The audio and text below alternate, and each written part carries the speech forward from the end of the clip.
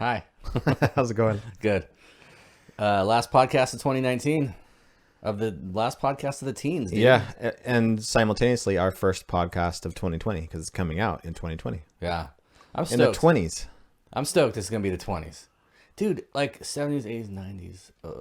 It's going to be like, I'm going to be living in my your sixth decade. Yeah. Even though I'm 46 years old, it's like my sixth decade I've been alive in. Yeah. Dude, I'm stoked. I'm stoked on the 20s. It's going to be good. Why are you stoked on the 20s and why do you think it's going to be good?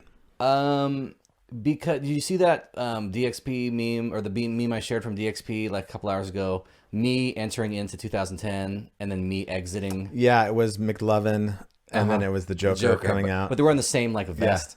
Yeah. It's like all the like think about dude all the upheaval and cataclysmic events that were waiting for me. I haven't had any. In 2010, like I needed to quit my ministry, lose my job and my career, end my marriage, give up your income, move out, you know, just like all this crazy shit has happened. Yeah. And it's like, you know, and new crazy shit's going to happen. I mean, I'm starting a restaurant, all this kind of thing, but like all that's good that's coming up. All the stuff that I went through was really, really hard.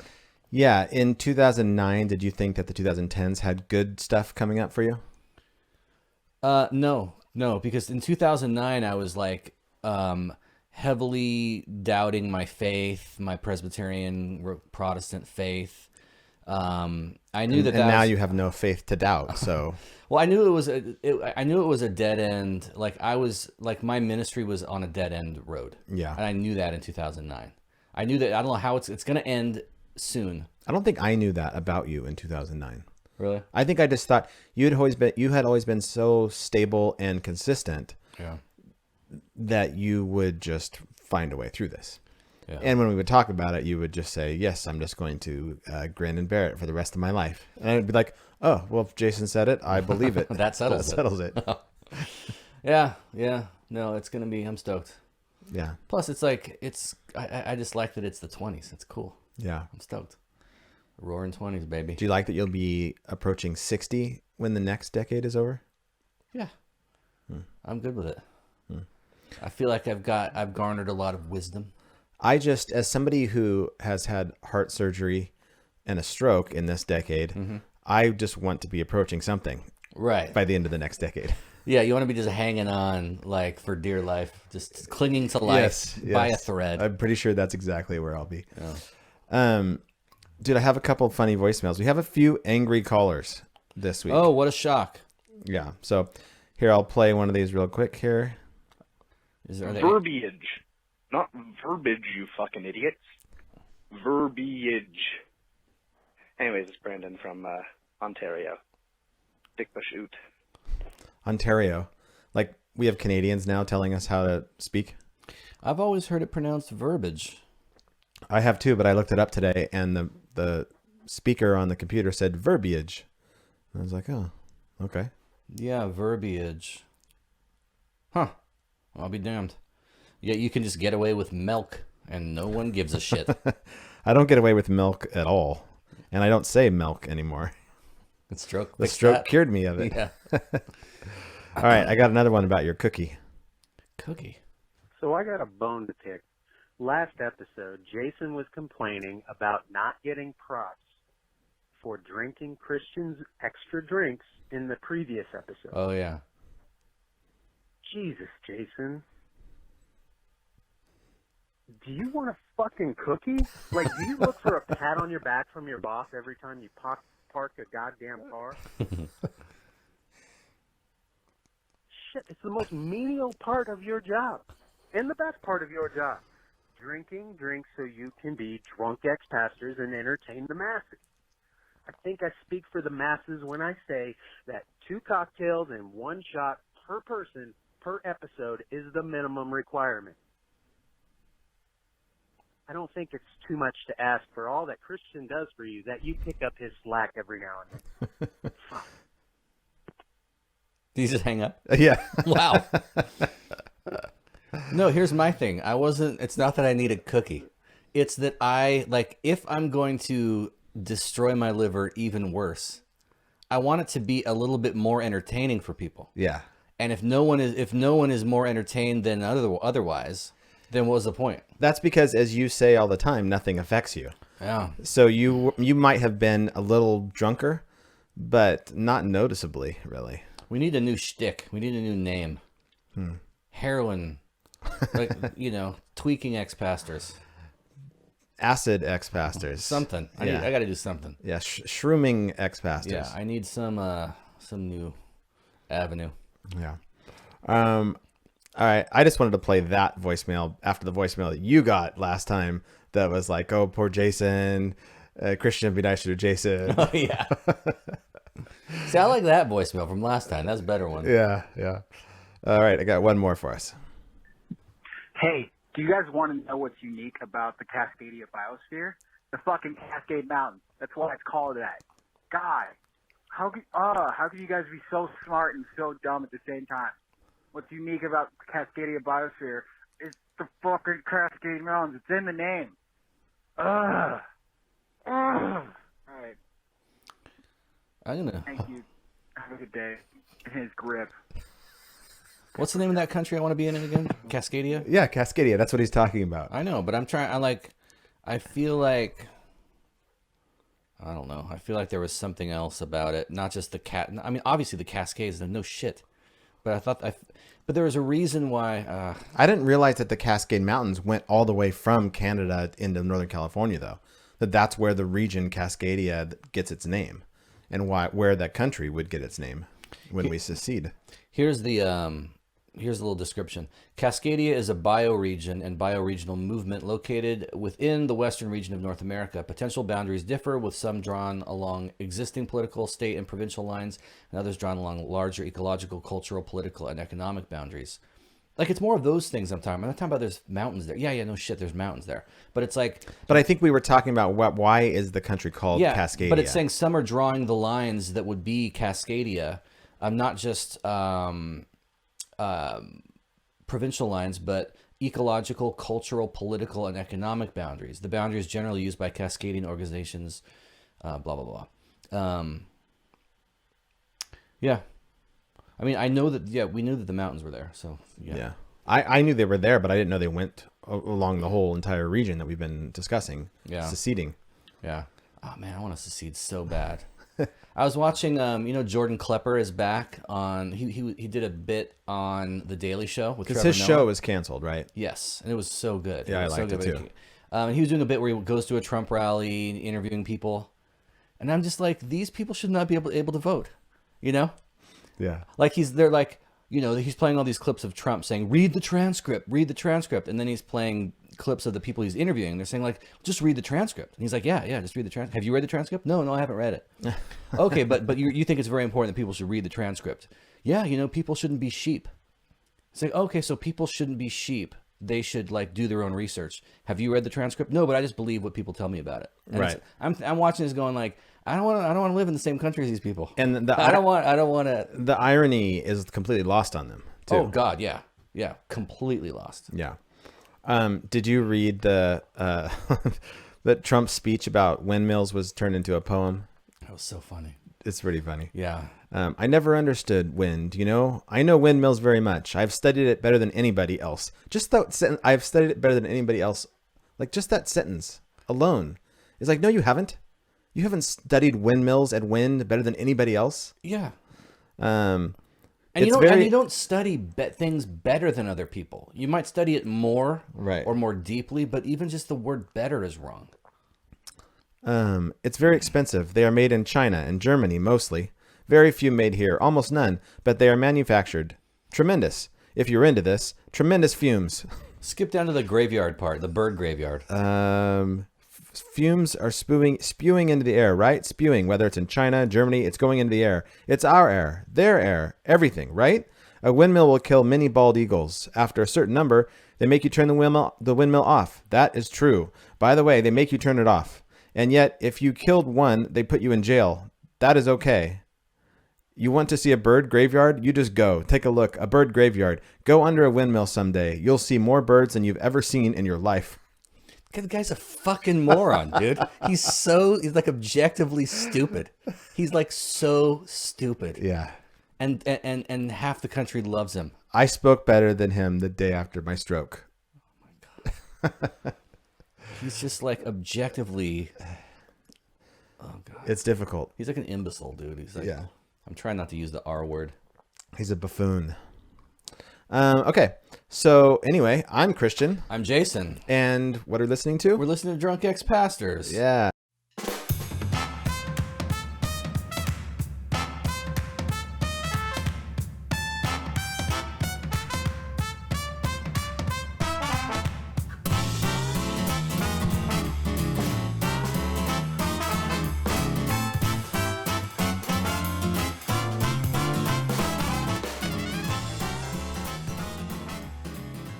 Well, welcome to our show. What do you got? Somebody said that we should find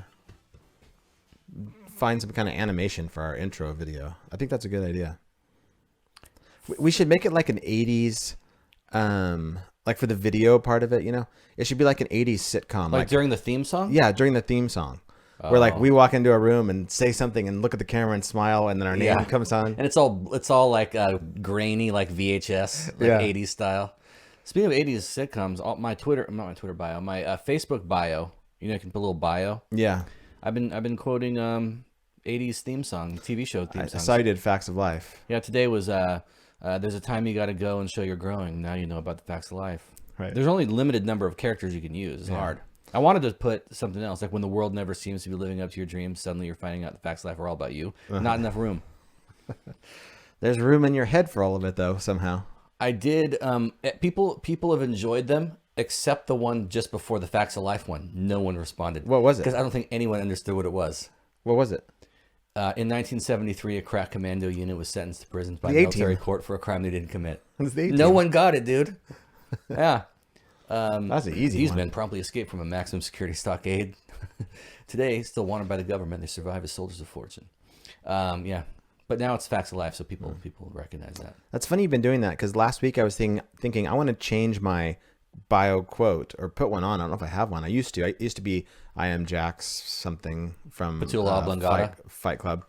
I wanted to put that quote from, who's the guy about life's a circus, we're all dying, everybody's dying, that should make us all love each other right there, but it doesn't. Charles Bukowski? Bukowski, yeah. Bukowski or Bukowski? B-U-K. B-U-K, Bukowski. I wanted to put that quote as my little bio. Maybe I will. Yeah, he's rad. I don't really know much about him. He was not an easy man to deal with. Who's the guy? Oh, Hunter S. Thompson. That's the one that Fear and Loathing in Las Vegas is made about, right? Yeah. Did you see that? No, I never watched that. I watched, there's a cool documentary, it used to be on Netflix, about Hunter S. Thompson with lots of footage of him, and like Johnny Depp is in it as a talking head because he played him. He was friends with them too, wasn't he? Yeah, and Sean Penn and all these different actors who really loved Hunter S. Thompson. But yeah. Dude, okay, so what I spent my day doing Yeah. was like the most like profitable. We got to get to our shots. Do you want to do shots first or? Sure, let's do shots. Okay. First of all, we have Dark Knights. Yeah. That would be rye. Simple syrup.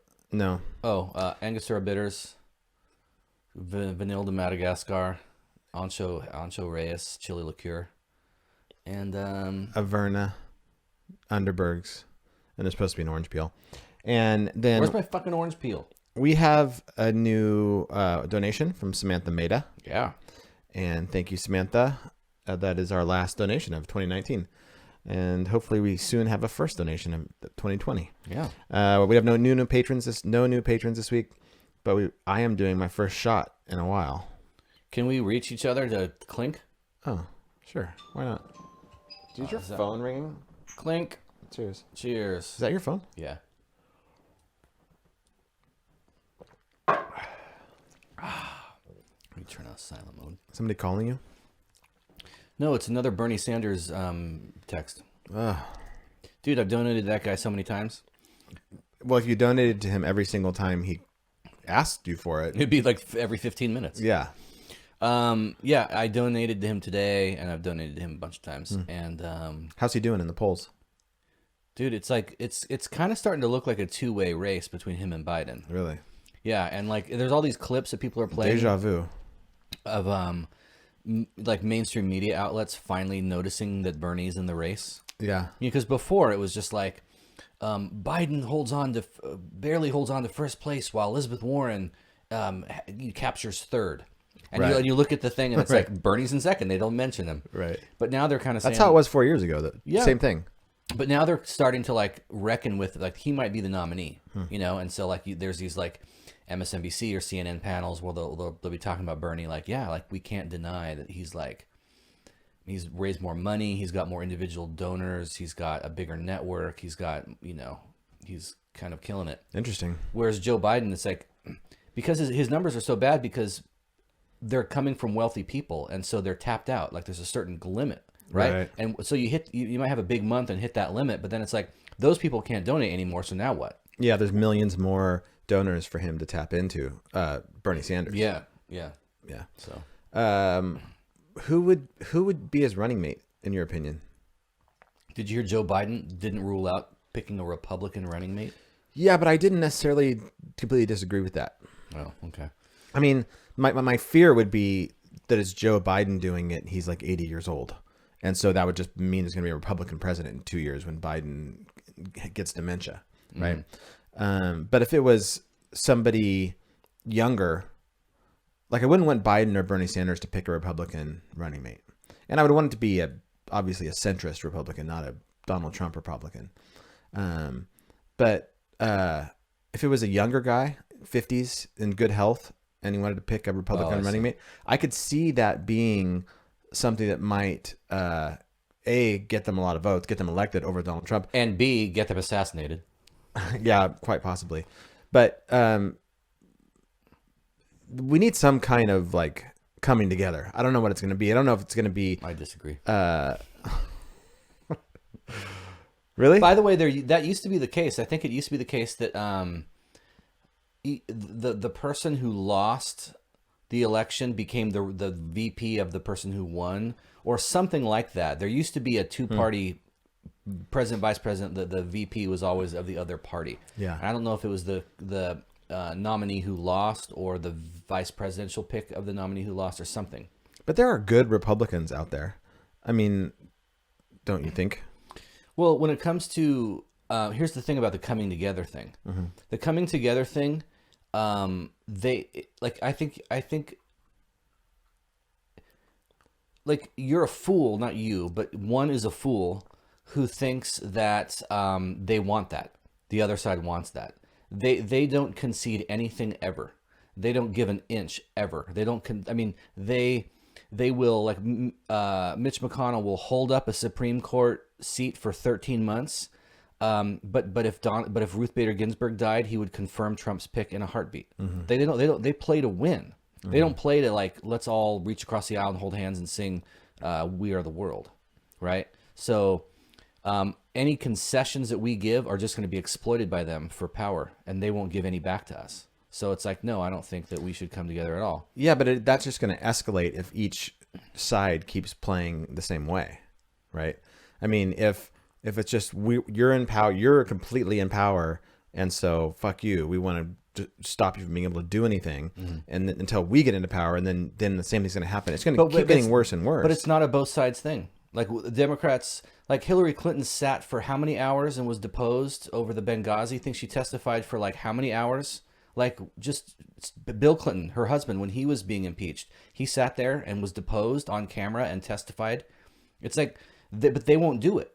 Yeah. So it's like, fuck them. If you don't want to, if you're not going to concede anything and give an inch at all, then we aren't either. But there are Republicans who did testify in the impeachment hearings, and I think that those are the type of people we need to work with, to the point where the people who act like Donald Trump acts are the minority, and they begin to face consequences of not. This is where my nihilism comes in.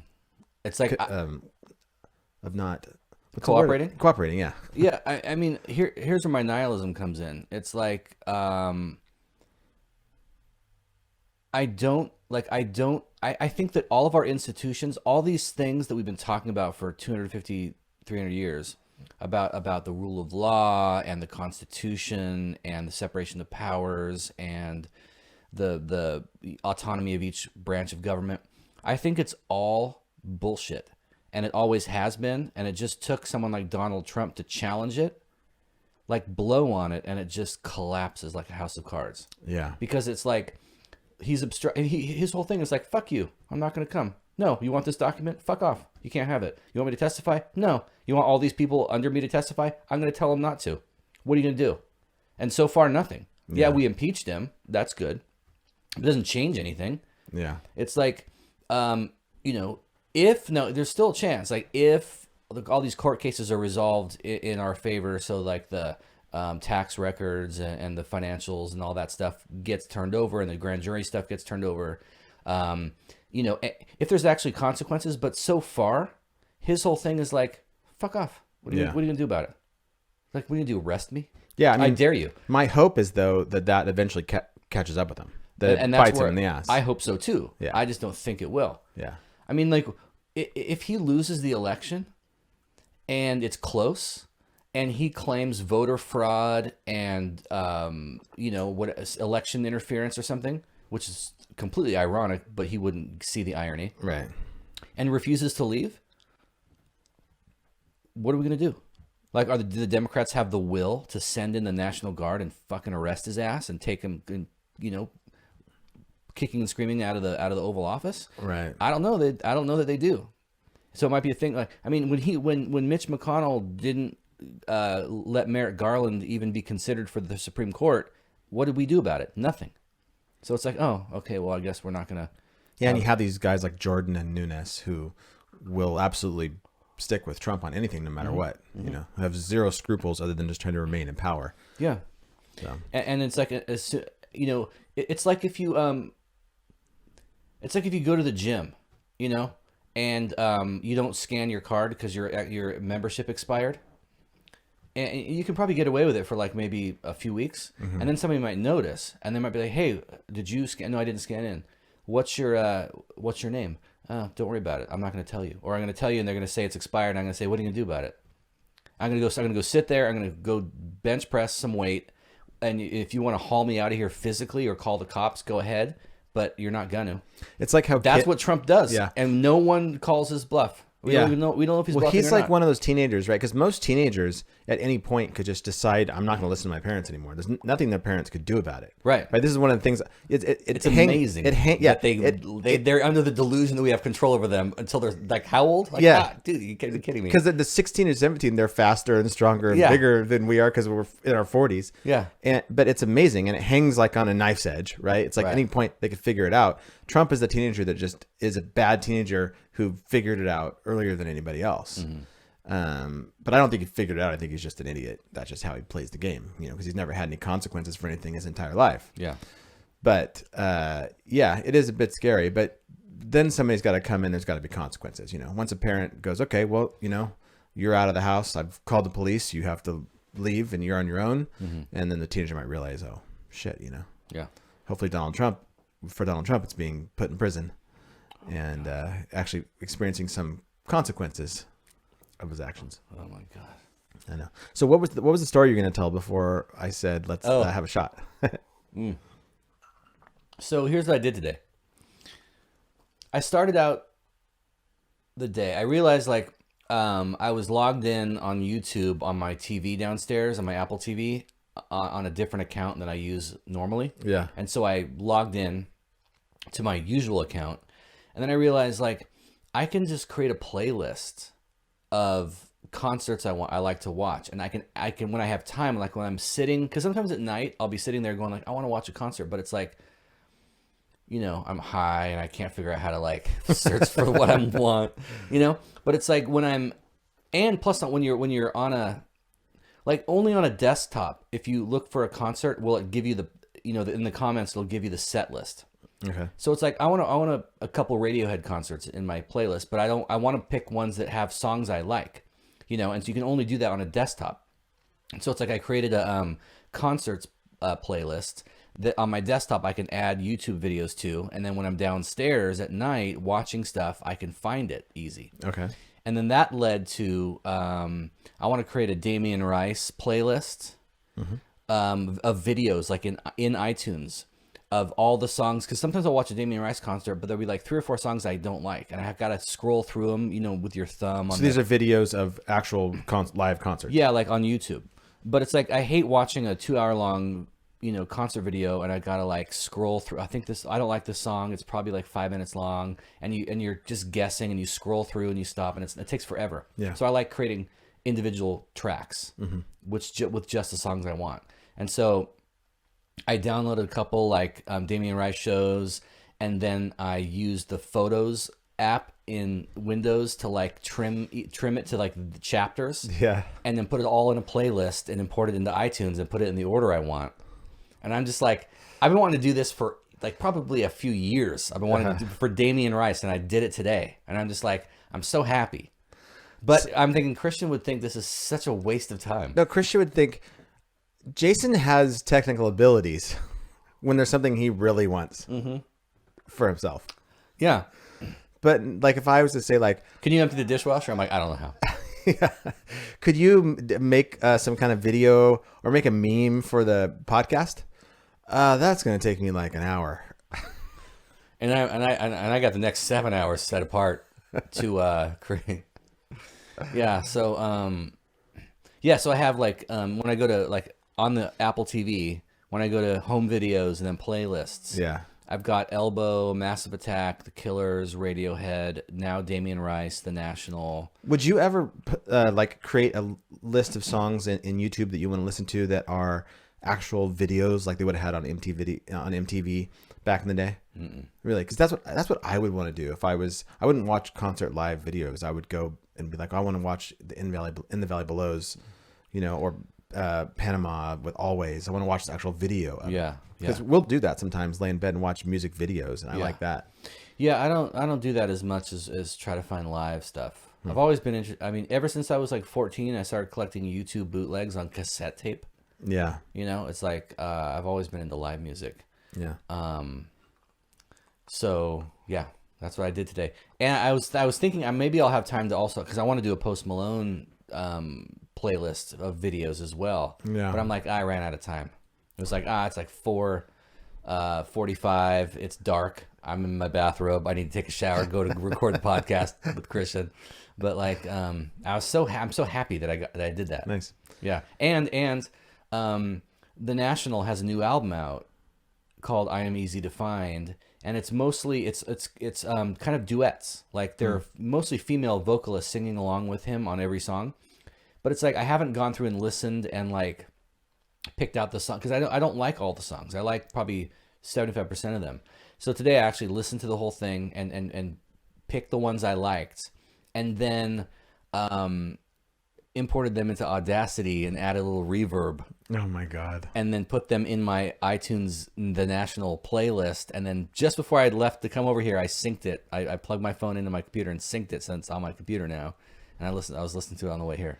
Most of their songs, I haven't listened to most of their songs, but any songs I've listened to from them, like, are just okay to me. They don't like grab me. But that one, The System Only Dreams in Total Darkness. Yeah. Like, I love that song. Yeah, I think you'd like a lot more of their songs if you took the time. I took the time. But they're also, you and I have different tastes in music, and there's a lot of overlap. Yeah. But there's certain areas where there's not overlap. Yeah. And I think The National, a lot of the songs that I like of theirs, you wouldn't necessarily like. So have you and Janie watched The Pink Chateau yet by In the Valley Below? No, I want to though. I hear it's pretty cool. It's if by cool you mean there's a lot of full frontal nudity and women making out.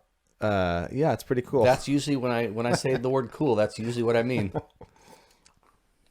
It was interesting for people who are listening. Is there just female nudity or male nudity? It's all female nudity. I Right think. There's on. there's shirtless men, I think, but that's the most That's that fine. happens. That's fine. There's one moment that you're gonna think is going to become very awkward for you, but then it doesn't really. But you're just thinking like, okay. Well, how not homophobic am I? That's what you're gonna be thinking. Am I woke enough to look at a man's butthole? Not really. No, but In the Valley Below is one of our favorite bands Yeah. over the last 5-6 years. And Spotify put them as my artist of the decade on my year-end wrap or whatever. Yeah, I think that's probably accurate. Favorite band ever was the Beatles, but my artist of the decade was In the Valley Below. But they came out with like a 50 minute, it's a music video, basically. It's like 12, 13 songs, I think. And each song is a different scene in this story that is developing. And it's about a woman riding a bicycle, and she pulls up to the chateau, and there's all this sexual stuff going on in the chateau, and she has scene after scene where she's figuring out her own sexuality and where she belongs. And then the cable doesn't work. It's just to call the cable guy. It was pretty, comes to the door. it was pretty cheesy in some parts. Like it has a older woman and this woman who pulled up the chateau, and they're like, they've got like is it a papaya maybe? A fruit? Yeah. And it's like, it's cut in half. So it kind of, And they're just eating it, and they're just like, well, they're just just making they're out. like sticking their fingers in it Uh-huh. and stuff. And it's like, you're going like, really? Like, what am I watching? Like they're just doing this and the papaya, just like two in the pink, one in the stink. Yeah. But the music is so good Yeah. that, Is it on YouTube? it's on Amazon Video. Oh, it's probably on YouTube too, right? I don't think so. I think you have to buy it on Amazon Video. Oh, I will for sure buy it because If you like, I mean, yeah, love them. I want to know your opinion of it so bad. Okay. It's very beautiful. It's like very beautifully done. And the scenery and the setting of it is really amazing. But yeah, it's a little hard to watch sometimes. And I'm not sure why. hard to watch. Why? Because of Like awkward. It was awkward. why? Like nudity is not awkward, is it? Uh, Is it like a 99-year-old woman who's like it was like watching like a softcore porn type thing, but you're watching it with somebody, and it's supposed to be artistic, but it's also pornish. I like it. I like it.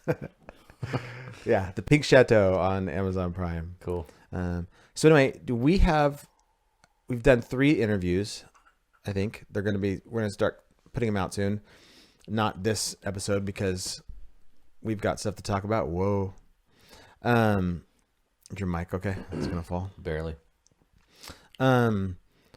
We did Dan Koch from You Have Permission podcast. I love that guy. Yeah, he was really cool. I'd love to have him back sometime. We could have kept going for hours probably. Yeah.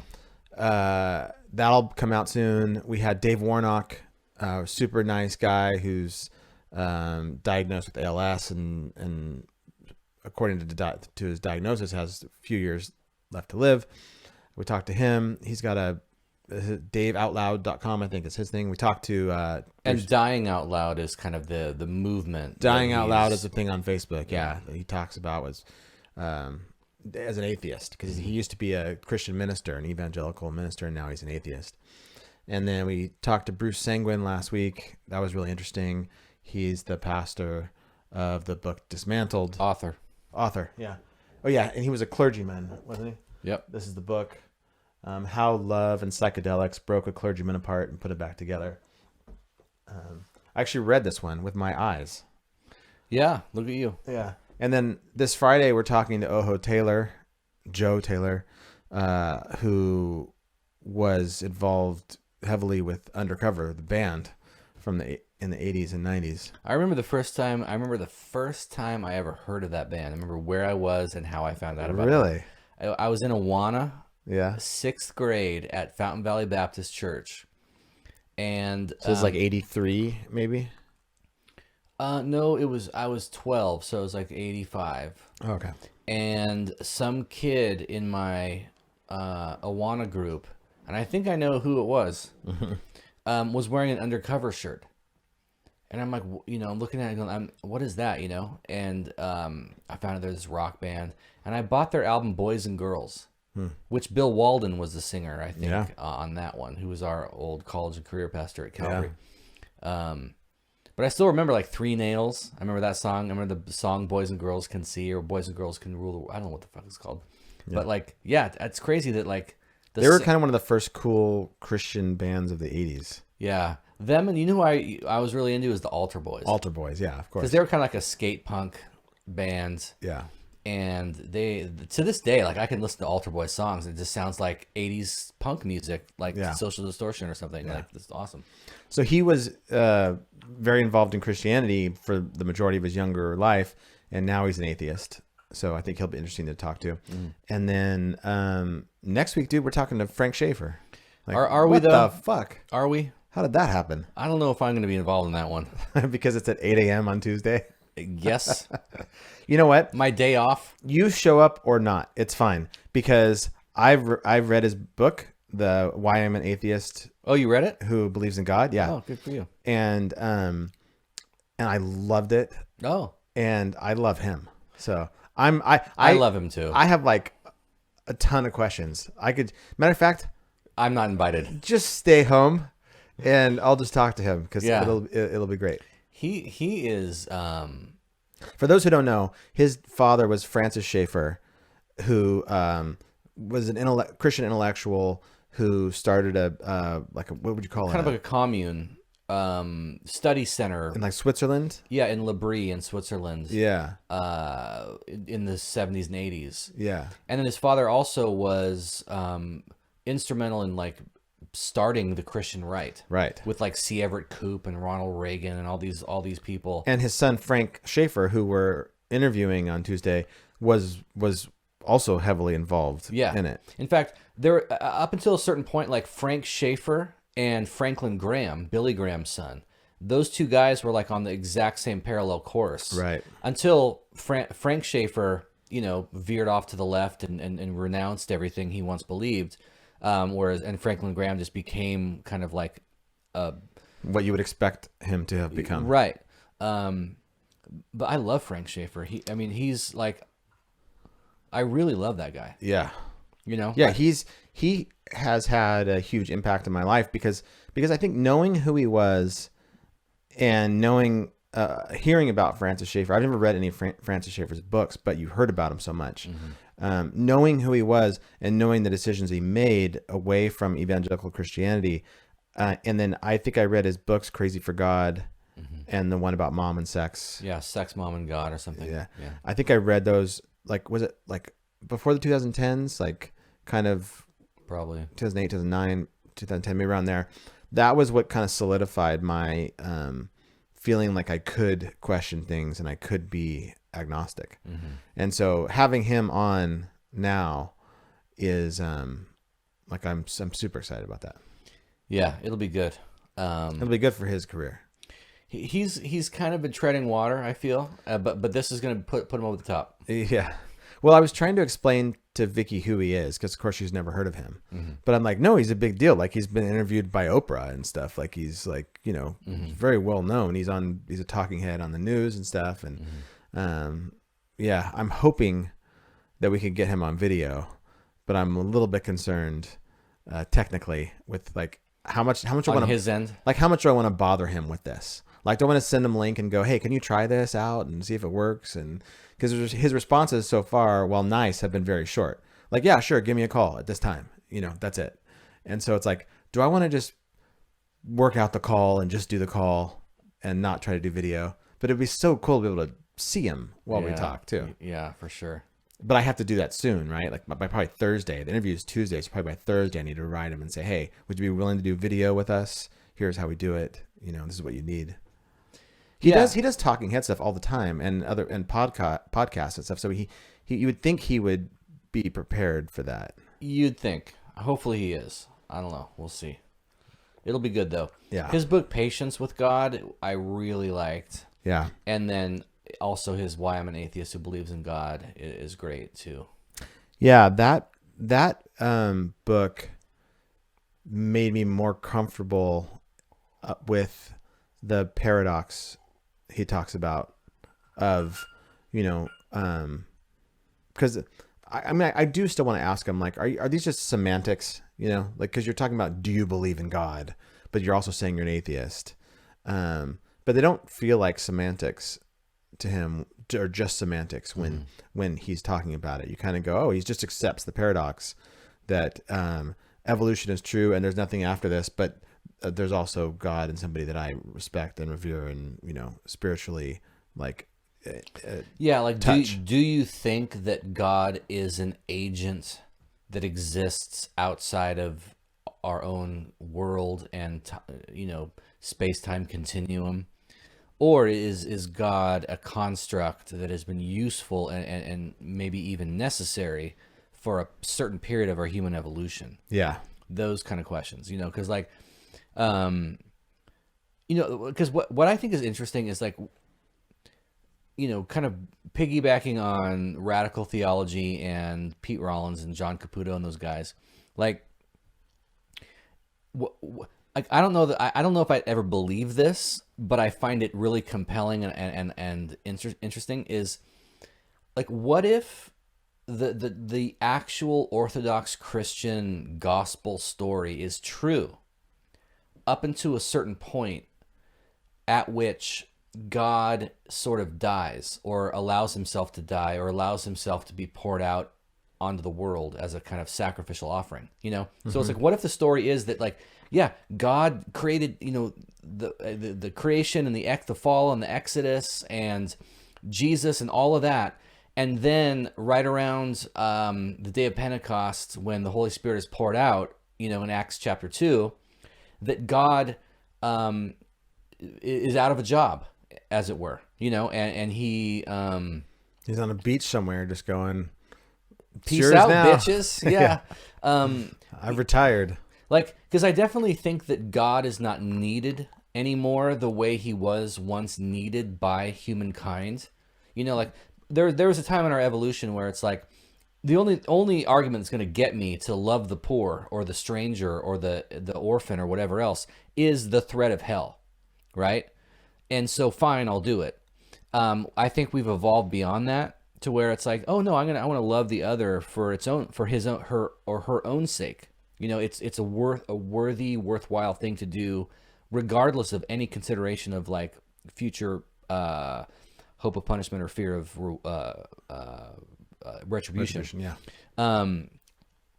It's really interesting. It'd be interesting. Like, it'd be interesting to like adopt that position if you're talking to an evangelical, like a conservative evangelical Christian. Like, think of the people we know in our lives from before, like from Calvary Chapel, who are like still like hardcore evangelical people. And it's like, no, everything that's in the Bible, I believe all of it. However, I just think that God, at a certain point, relinquished his throne and gave his, like he poured himself. So now God is love, and where love is, God is. And when I show mercy to the stranger or compassion to the other, that is God. Mm-hmm. And you can call it whatever you want, but God, there's no longer a God who's an external autonomous, agent out there. Right. That position is interesting because it would be confounding, I think, to people. Like, what? Like, hold on, what? Like, you think? I mean, I do think the position is interesting. I don't think it would really frustrate them. Yeah, I don't think it would be confounding to any of them. I think it would be frustrating for them because I'm conceding all the Nicene Creed, all the orthodoxy, pick a doctrine. I'm conceding every one of those doctrines as like, yes, Jesus rose again in the body. Yes, God created the world ex nihilo, out of nothing. Mm-hmm. I'm going to give you all of that. Yeah. But now, God no longer exists because he... it's the watchmaker, basically, right? Kind of. No, I mean, I don't know. Jesus coming to earth and dying and rising again is not very, aloof of God. Yeah. I think it'd just be interesting to like concede all that orthodoxy. We should go out witnessing to the evangelicals. Yeah. Well, Pete Rollins does that. What is it that he does? The evangelism project, where he and whoever he's doing it with will go to like a mosque or a synagogue and ask them to evangelize him. Yeah, that's like, right. how do we look to you? Yeah. What's your message, and how do we come off to you? And we We want you to evangelize us. We want you to speak into our existence. In Vegas this last weekend, we walked through like a little section right before Paris where we were staying, and there were a bunch of people out there, itinerant preachers with like billboards and signs, and unless you repent, you shall perish. How'd Just that go for screaming them? into megaphones, you know, and nobody's listening to them. Everyone's just walking past them, kind of laughing, and it's like, As the Bible predicted would happen. what are you doing? Yeah. All right, I got a quick little voicemail for us before we take a break here. All right. This is important. This is almost as important as what we were just talking about. Oh, okay. Yeah. Wow, that's a lot. Yeah, it's heavy. It's a high bar. I'm listening to the latest episode, and I had to stop because I think we need to address the fact that Christian just said he didn't know how to jerk off when he was 14 years old. Is that it? That's it. Yeah, like when you I don't think I was 14. No, I think I was 15. I think it was right before I got my driver's license, like a couple months before. I could have been 14. I just listened to. How do you not remember the first? Do you remember the first time you like had an orgasm? Yeah, we're gonna hear about it in a minute. Okay. I listened to a Malcolm Gladwell podcast last week or the week before, and it was about memory, and it's called Free Brian Williams.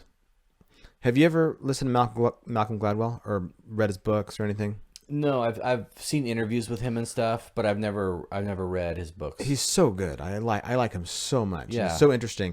And his last book, Talking to Strangers, he doesn't just read it, but it's almost like a podcast. He almost made his book like a podcast. And there's music, and there's anytime the book starts with Sandra Bland. She was a black woman from Chicago who was pulled over by a white police officer in Texas, and there was an altercation between them that started slow and escalated until where she was taken to prison, and then 3 years later she was dead by suicide. She'd killed herself. And the book starts with that, and then Which book? Talking to Strangers by Malcolm Gladwell. Oh, okay. And then he goes into basically why can't we talk to each other, and it's all about seeing and hearing where other people are coming from, having compassion, recognizing that your point of view may not be someone else's point of view, all that stuff. Really good book. But anyway, the whole in the book, he types out the dialogue from the dash cam of all this. But in the book read online, he actually plays the dash cam audio. So that's how the whole book is. Anytime he's interviewing somebody or can get the audio from a quote somebody puts in the book. That's how I did my Misfit Faith audiobook. Really? Every You had an audiobook? yeah, I did actually. I know. And every time I quoted anything, I played the clip. Oh, that's cool. Yeah. So you were way ahead of Malcolm Gladwell. Yeah, and so are the He 11 probably got his idea from you. or from one of the 11 people who bought it. Anyway, Malcolm Gladwell. Fuck, what was I going to say about Malcolm Gladwell? About Memories. memory. Yeah. So, in this podcast episode, his podcast is called Revisionist History, and this episode, Free Brian Williams, is all about, was Brian Williams lying? Yeah, the About the MSNBC helicopter anchor, thing. yeah. Yeah, because for those who don't know, Brian Williams was a famous NBC anchor. He is again now, but he claimed to have been. I think it was on David Letterman, and he claimed to have been shot down, to have his helicopter shot at, and to be landed, and then they landed in the middle of the desert, and they were like taking fire and all this stuff. Well, he told the story on David Letterman, and then he was the pilot came out and said, "Dude, you weren't on our helicopter." And so all this stuff came out of what really happened. And I think Hillary had a similar thing, didn't she? Where she was like, we were in Bosnia and there was shots fired over our heads, and we had to run from the helicopter to the base or whatever. Yeah. But then there's video footage of it where it's like, oh no, she got off the helicopter and she's like posing with people, taking pictures, and then like sashaying over to the It was like a complete lie. Right. So Brian Williams' story wasn't like a complete lie. It turned into this big kind of exaggeration that just grew and grew. Yeah. On it. And so he traces making like how the story changed over time from when he got back from that to whatever 10 years later. So Malcolm whatever. Gladwell traces he finds all the different times where he talked about this event. But he also talks all to all these memory specialists and they say this is how human memories are. And he said he talked to his downstairs neighbor when he lived in New York during 9/11. He talked to his downstairs neighbor who he was close friends with and got her point of view of everything, and then his point of view, and found out how different they both were. But neither of them are lying. They both have these weird memories of it. And then what they started doing, they're called light bulb events. And so these people that have a light bulb event, which is like a 9/11 experience or something, their memories of it change over time. And so they'll have people write down where they were, what happened. And then years later, they'll ask them about it. And they'll say, no, that's not what happened. And they'll say, well, this is your writing. Yeah, that's my writing. But I don't know why I wrote that. That's not how it happened. And so these people aren't lying. Their memories change. They're very malleable, right? And so you hear things, you incorporate things, you change them. And so his whole thing was Brian Williams isn't lying in the sense that he's trying to deceive people.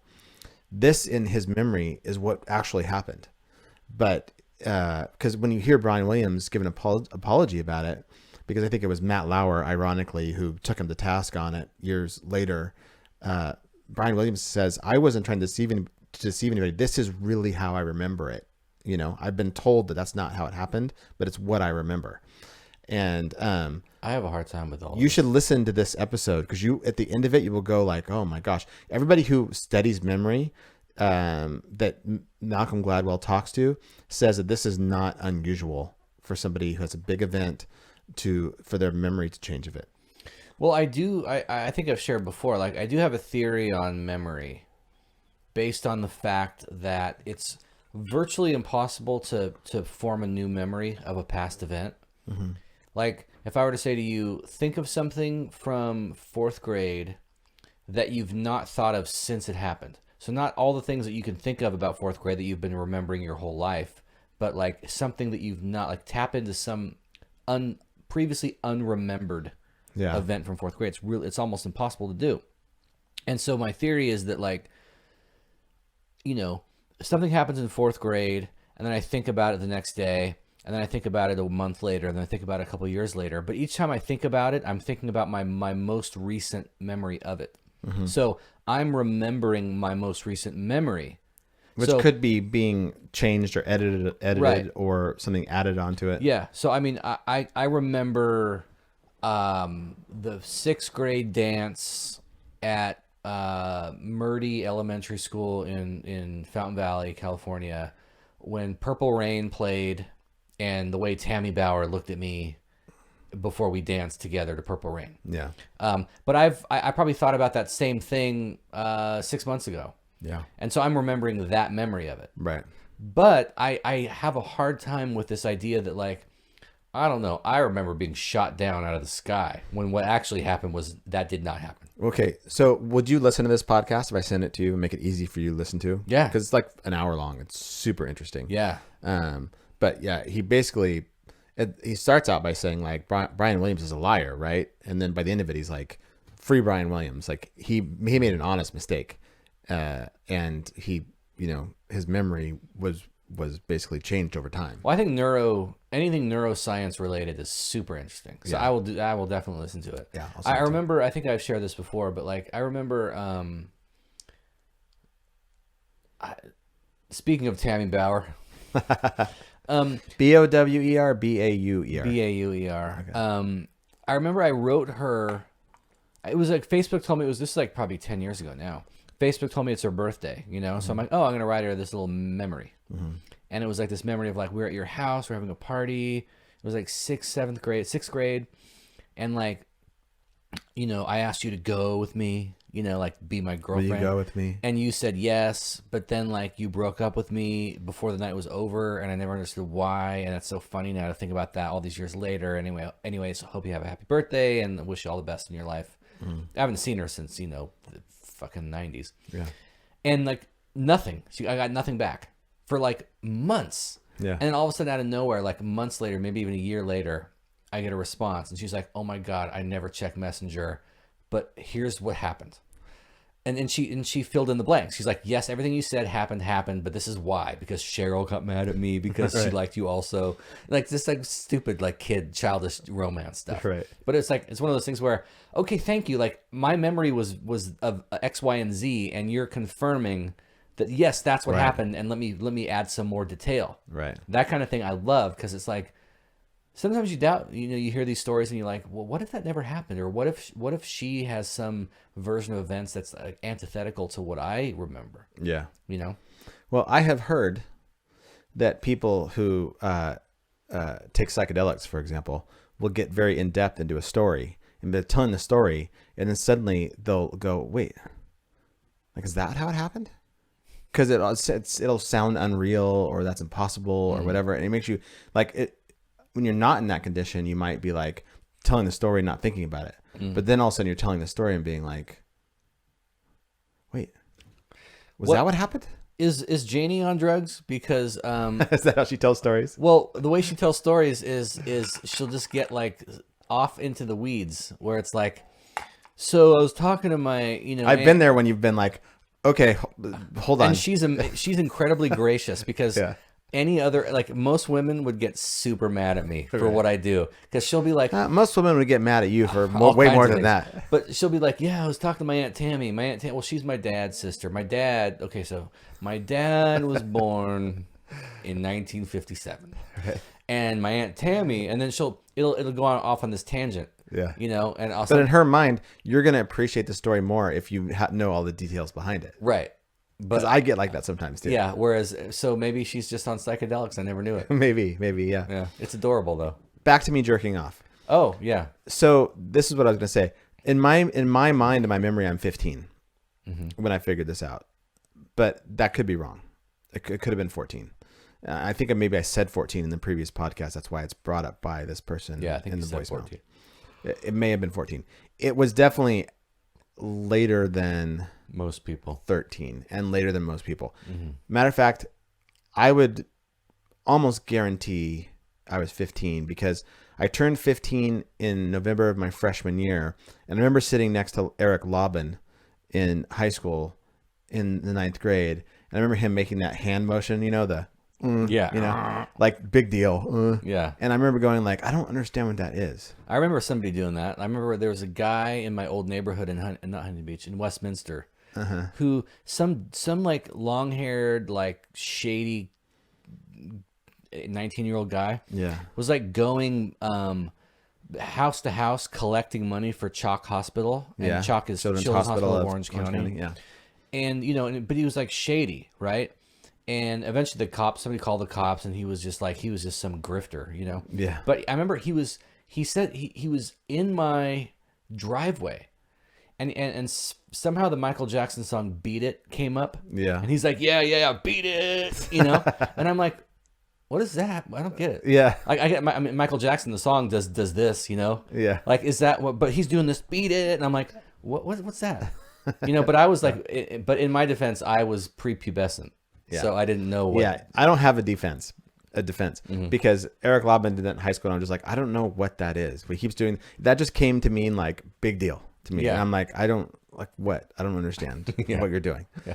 Eric Laubin could also throw a soccer ball like across 2/3 of the field with a throw in, because he did one of those somersault throw ins. Because when you throw in the ball Yeah. in soccer, you've got to have both feet planted on the ground. But if you put the hands on the ball on the ground, flip your feet over so that your feet land, you can like slingshot. It's like a boomerang, what are those things that throw the Catapult? Like a catapult. You'd like your body would catapult the ball across the field. Oh wow. Yeah, it was insane. Anyway, so I was probably 15, and I was taking a shower, and I was like hard all the time. I was a teenager. We're 15 years old. 15. I was like constantly humping my bed. I had like pictures of Elle Macpherson and what's the Christy Brinkley. She was your big crush. Christy Brinkley was a big one. My very first poster ever on my wall of a girl was Vanna White. Really? Yeah, I wasn't even like a big fan of hers. We were looking. My friend Betty Bidwell and I were looking at posters at a store at the mall, and there was this hot picture of Vanna White, and I'm like, damn, Was it Spencer's Gifts? it might have been, yeah. And It wasn't what you. So your first picture wasn't like Mona from Who's the Boss? no, it was Vanna White. Not it was All right. who actually I saw her all over the casino because she's they have Wheel of Fortune slot machines everywhere, and she still does the video that comes out for them. Wow. And she's got to be 65 or so. She looks good for a 65-year-old. I chose well. Anyway, who's the other lady who does it's like all furniture now. She does furniture. I have some furniture by her in the house, but she was a Sports Illustrated. Is it Kathy Ireland? Kathy Ireland? Does she have furniture? Anyway, besides the point. So I was just, I had pictures all over the wall next to my bed, and I was just like excited all the time, but I didn't know what to do. So I would just like lay in bed, just be like, grind up against the bed and be like, oh God, I'm just like dying here. But right? you didn't hump your mattress or you hump your pillow? That's how I first had my first sexual really? Sexual explosion. Really? Yeah, I was humping my pillow, and all of a sudden I'm like, whoa! No, it takes a little bit more than that for me. No, not for me in those days. I just humping, and all of a sudden, like, oh my God. And I went to the What is bathroom, that? and I'm like, oh, that's okay. So that happened. So you knew something was supposed to come out, though. Yeah. Okay. I wasn't even prepared for that. I had read Then Again, Maybe I Won't by Judy Blume. What is that? It's one of those Judy Blume, you know Judy Blume, right? Yeah. One of the books. It's kind of like the boys' version of Are You There, God? It's Me, Margaret, which is the Okay. girls' one. But he describes a wet dream. You know, This is a Christian book? no, Oh, it's Judy Blume. She wrote like Tales of Fourth Grade Nothing, Super Fudge, all those like Tiger Lily. Okay. So I knew the mechanics of sex. Like I knew. I should have known them. I had seen plenty of porn at that point. I just think, Really? yeah. I just think for some reason it didn't connect. It's in funny my mind. because the first porn I ever saw was this movie called San Fernando Valley Girls that we watched at my friend Mark Banis's house. Yeah. We had a whole party there at the end of 6th grade, and boys and girls, everybody pool party, and then eventually the girls all left and the guys all had a sleepover, and Mark's parents had porn channel or whatever, and so we watched this, and I remember it being really explicit, but then I was like thinking back, going like, but was it? Maybe it was just like softcore. I have no idea. Right. But then I think I found it somehow like several years ago. I found it Like a couple months ago? online, like this morning. Yeah. No, it was a while ago. And I'm going like, yeah, it's pretty explicit. That's a And the first one I saw was in Malaysia. I had seen like penthouse magazines and Playboys and stuff. Yeah. At my brother's dad's house. We visited my brother's dad in Malaysia, he and his wife, and they all went out somewhere, and I was left alone in the house, and I was putting VHS tapes in, and there's one called Joysticks, and I put that in, and it was gay porn. full on porn, and I was just like, oh, Yeah. or like, oh. But how did you not? So you. But you Oh, did- okay. So anyway, yeah, I was getting to the point where it was like, at that age, not having had an orgasm and not knowing what to do and being horny all the time, Yeah. was just like, I felt like my mind was gonna explode, right? And I was in the shower, and what are you doing? I feel like my microphone's farther away from my mouth than yours.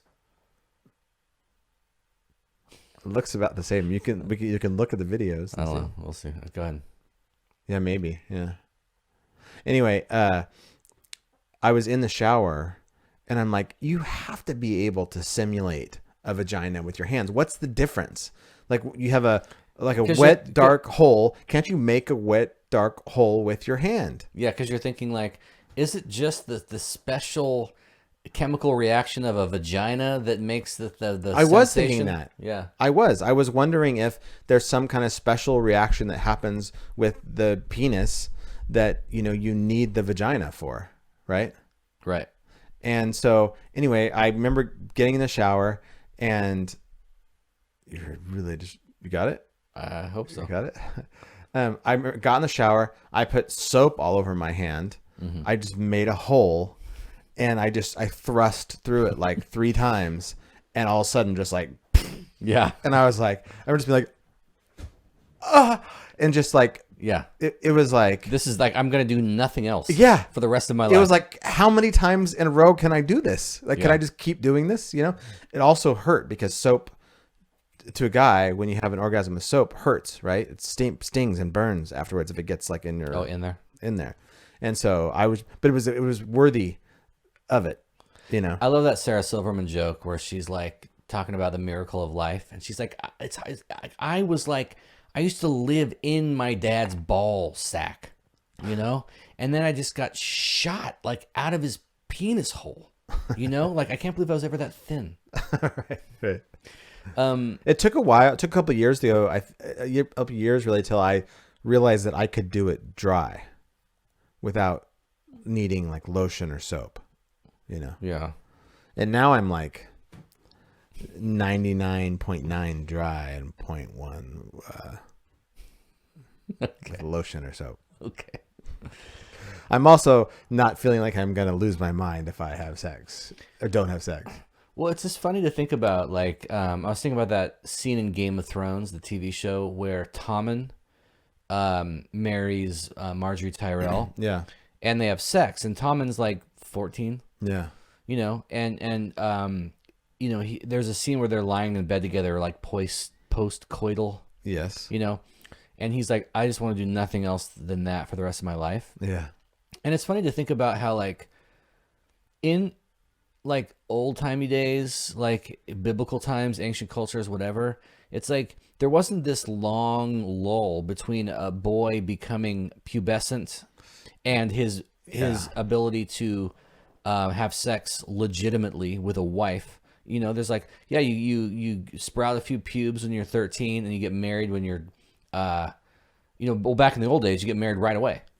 Yeah, what does that have to do? What does that do to the male psychological profile or whatever, to have to spend, you know, if you're a Christian, 10 years dreaming about sex. Yeah. If you're not a Christian, a few years probably thinking it's got to be the greatest thing in the world. Mm-hmm. Or in the old timey days when you got married when you were 14 or 15, just being like, well, I wanted to have sex and so I did. Well, the whole thing in Game of Thrones with Cersei and Sansa was like, have you bled yet? Right. Because as soon as you have your first flowering, You're a then I'm woman. gonna wed you to my son Joffrey. Yeah. You know, there's no lull.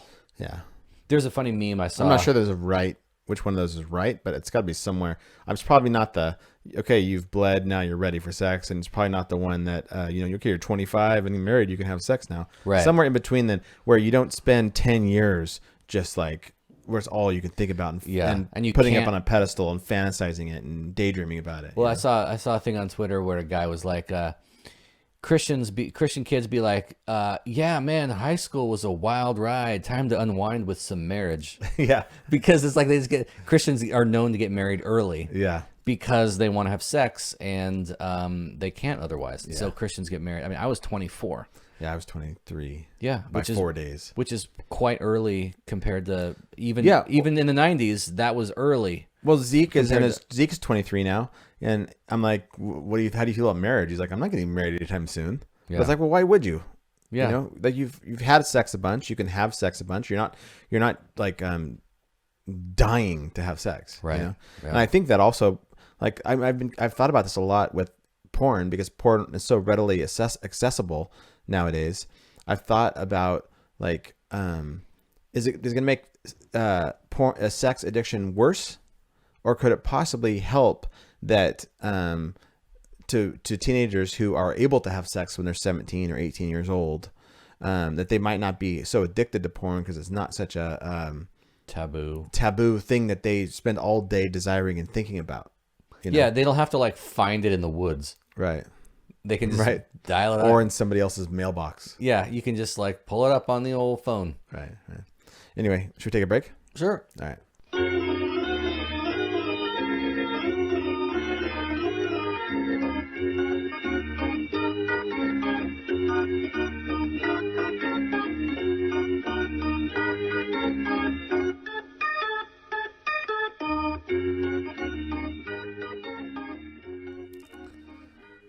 This is my first whiskey ginger ale in like 8 weeks.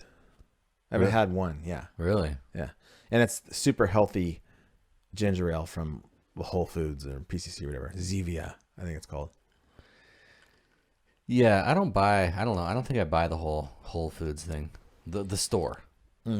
How so? Well, because I mean, you're selling all kinds of food that's not technically, just because it's like the potato chips you buy in Whole Foods or bought in Whole Foods doesn't mean they're like No, whole. that doesn't make them healthy. Right. Yeah. No, there's a bunch of unhealthy stuff. I mean, you can buy pasta and eat pasta to your heart's content and die from malnutrition. Yeah. Right. Yeah. But if you look closely, Whole Foods does have some stuff that's hard to get or almost impossible to get at Safeway or QFC or Alpha Beta or Lucky. Alpha Beta, Or dude. Vons. Lucky. Yeah. Dude. Dude, I went to the cardiologist today. So they're gonna put next Friday. I have a little outpatient surgery. They're putting a loop recorder in me. So a loop recorder, it looks like a microchip, it looks like a long microchip. So you're just not half man, half pig. You're like half Cylon. I'm more machine than man now. Yeah, you're a machine human hybrid. Yeah. No, it's so they're gonna, the way he's described it to me today, they're gonna make a little incision. They're gonna put they're gonna shove a sleeve in there, and they put the loop recorder in, and they glue me up. That's it. I'm not under any anesthesia. I can drive myself. I can drive. Do they just give you a local? Yeah, it's just like they just numb the little area. It's just a little incision. I'd want a general, dude. I'm gonna be like, I want to be out. I want to be out for like 6 hours because I can't handle this. Yeah. So this loop recorder, it will last for 3 to 4 years, and it will just record my heartbeat, what it does. And so does it transmit it to some sort of yeah, I have a little device that I'll keep in my house, and it'll record all of this and then transmit it to this little device, which puts it on the internet or wherever it sends it to my doctor or whatever sends it to my doctor. So it can basically see, if my heart is doing any weird shit. It's been doing some weird shit lately. Really? Yeah, the last 3 or 4 weeks I've noticed, especially. So I'm gonna get. I did the 2-week monitor, right? Do you remember? Yeah. From November 6th to 20th or 5th to 19th, and I mailed it back, and they never got it. It was lost in the mail. So I spent 2 weeks having to cover this thing up while I showered and everything.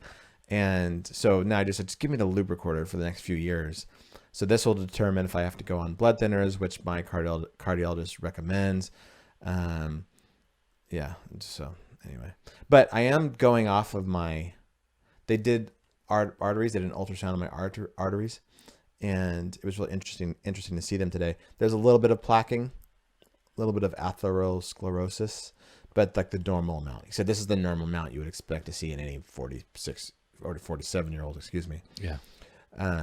So he wasn't worried about that at all. He said, I don't think your stroke came from that at all.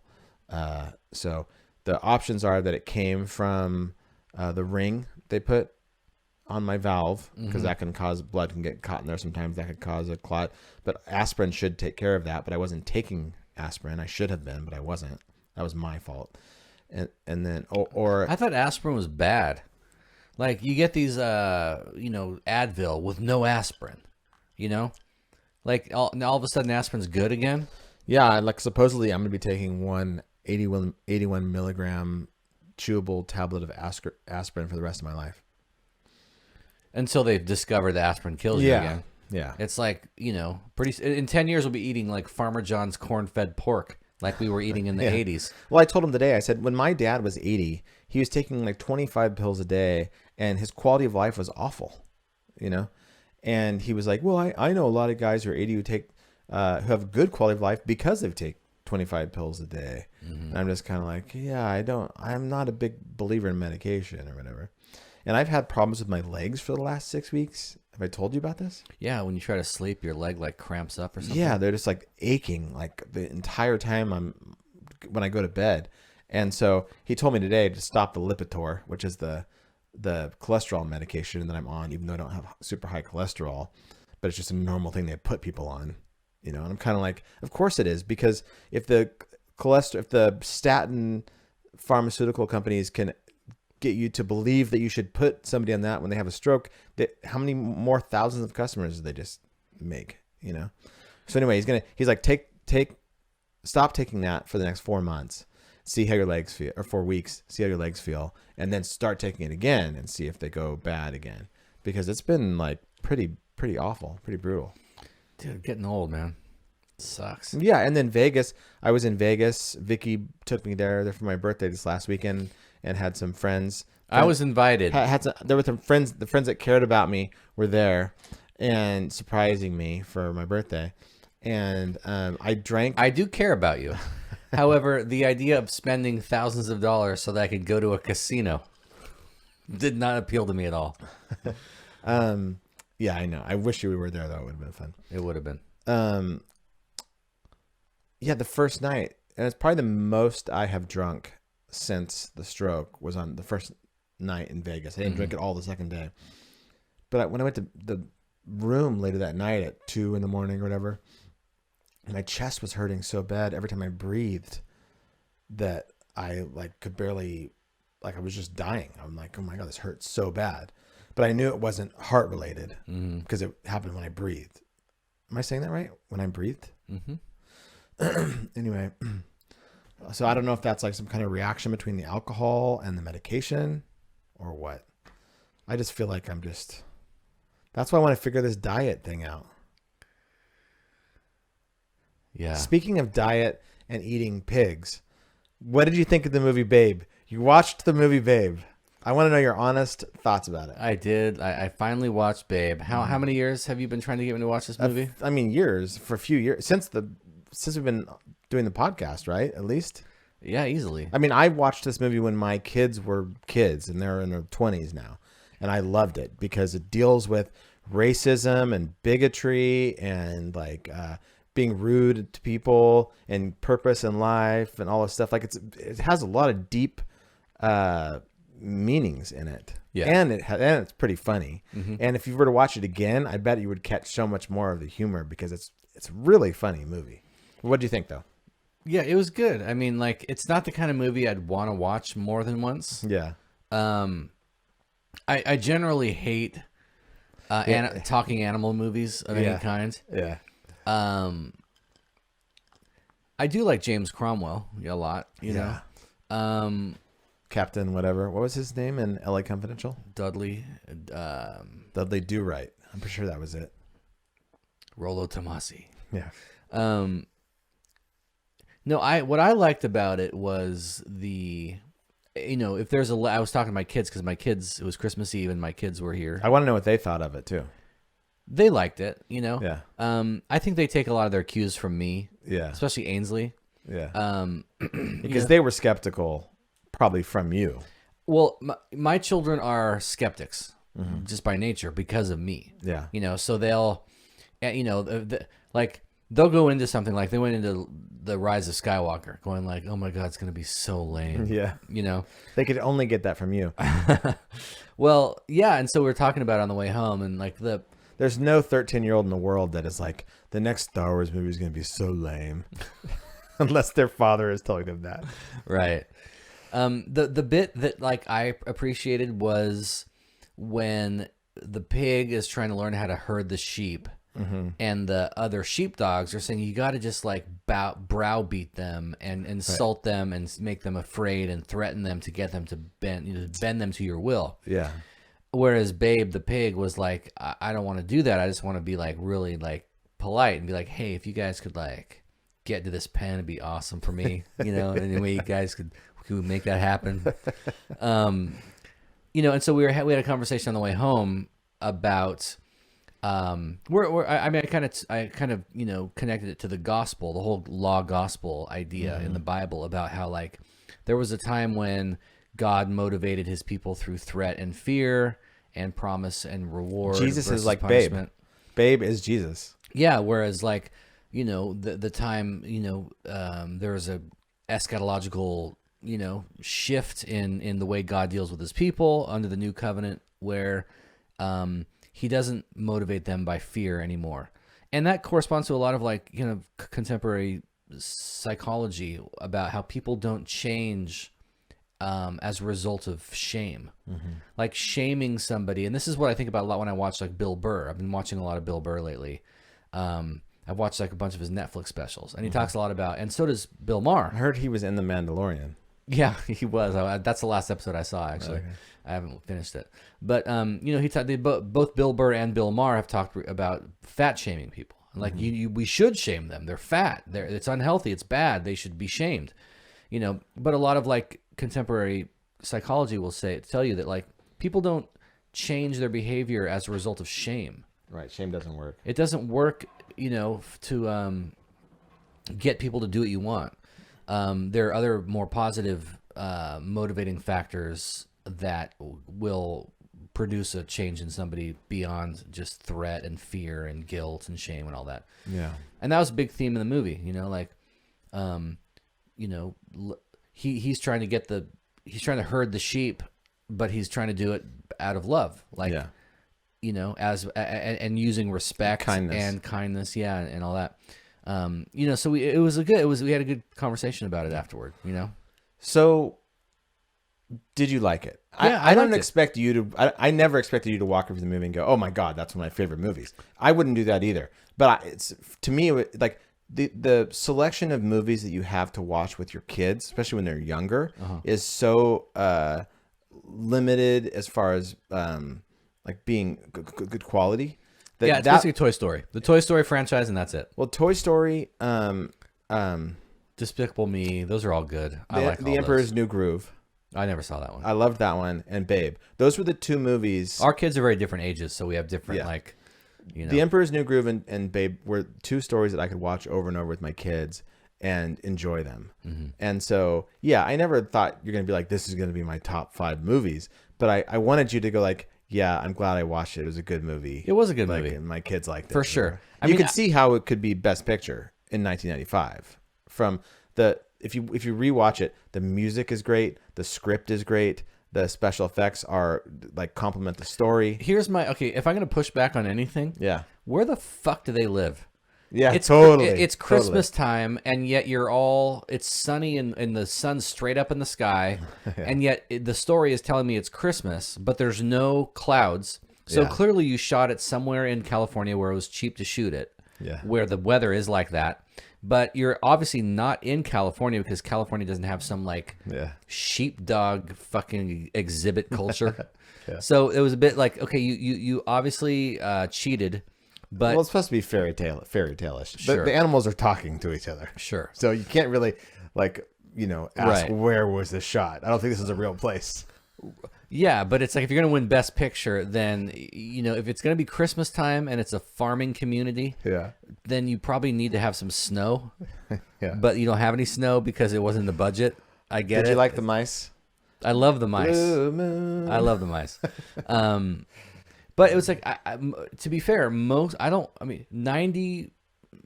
probably 9 films out of 10, or more, 95 out of 100 films, I walk out going, that was good, but I don't expect to ever see it again. Yeah. Like I could probably count, there are probably 20 films in existence that I will watch more than once. Yeah. And they're the ones that's like stood the test of time, like Forrest Gump, Braveheart, Fight Club, the Star Wars films, maybe the Harry Potter films, like those kind of movies are like, I anticipate watching these again. Yeah. Maybe with my kids, maybe just for fun. I've probably seen Babe a dozen times. And it's like, I wouldn't watch it on my own. Like if I was home alone, I wouldn't go, what am I going to watch? I'm going to watch Babe. I'm going to watch Babe. You're going to watch Home Alone. I'm going to watch Home Alone. But like I watched it a year ago when I showed it to Vicky, and Cleo had never seen it, and Cleo was 7. And so like that was a good kid movie for us to watch. And, Well, there are films that I'll watch. I hadn't seen it in 12 years. There are films that I will rewatch if I'm watching it with someone who's not seen it. But there are also films that I would rewatch just by myself. Yeah. And those are the upper crust kind of like, Well, I would encourage you to watch it again sometime with Fiona or something, because you will catch a lot more the second time around. It's a pretty deep film as far as like the meaning and the script and the humor. There's a lot of subtle stuff, a lot of nuances in there that I think you'll appreciate. Yeah. Speaking of, we just finished. Well, we haven't finished because we watched all that we can watch of it. That show Servant. That's the M. Night Shyamalan one, or as Vicky says, Shyamalan. The one where the baby? Yes, the one with the baby. Hell. Yeah. You would like it. and you should watch it. It's not. It's a series, a TV show. Yeah. I wasn't sure if it was just it's a one-off. 10 episodes altogether. We've watched 7, which is all that have come out so far. Is it on? It's on Apple TV Plus or whatever it is called. Apple TV Plus? Yeah, something like that. I don't know. And it's not horror at all. It's psychological and it's a bit trippy. And as the time goes on, Does a baby come to life and kill people? no, Okay. no. All right. And as time goes on, the humor, the thing that's like surprised me the most, especially in the last probably 3 or 4 episodes, is I'm laughing out loud. Like we're like going like, oh my gosh, like laughing out loud at the humor of it. It's pretty funny. And Ron Weasley is in it, and his character is great. Rupert Tipton. Rupert Grint. Gripton, some shit. Some limey name. Yeah, but you and Janie would like it, and it's half-hour episodes. And See, I watched the trailer and I was like, oh my god, it looks scary. it's trippy, and it's weird, and you're like, what the fuck is going on? Is it like the whole Get Out? time? It's not that scary. It's not as scary as Get Out. Okay. Yeah, especially if the first episode is like, it's more like what? Like what is going on? I don't. here? Dude, I haven't had a show to watch. I sent you I like a couple know. shows. I know. I think I watched a couple weeks ago. I watched some trailers for like Altered Carbon and The Expanse and a few other things you sent me, and I'm Couldn't like, get into it. nothing's like tugging at me right now. You're not desperate enough yet. No, I've been watching stand up. Well, I started watching For All Mankind also on Apple TV. What's that? It's the guy from Altered Carbon and The Killing Yeah, that guy. and House of Cards also. And he it takes place in 69. It starts in 69, and the Russians get to the moon first. Oh, so it's like a Man in the High Castle alternate it's- reality. Yeah, it's a I love historical fiction, and it's all about how because the Russians got there first, the space race continued. And so, I'm only halfway through the first episode, but it's super like enthralling so far. Really? So yeah, and it's got Frank Sabaka in it. Ah, So yeah, Andy Belfleur. yeah.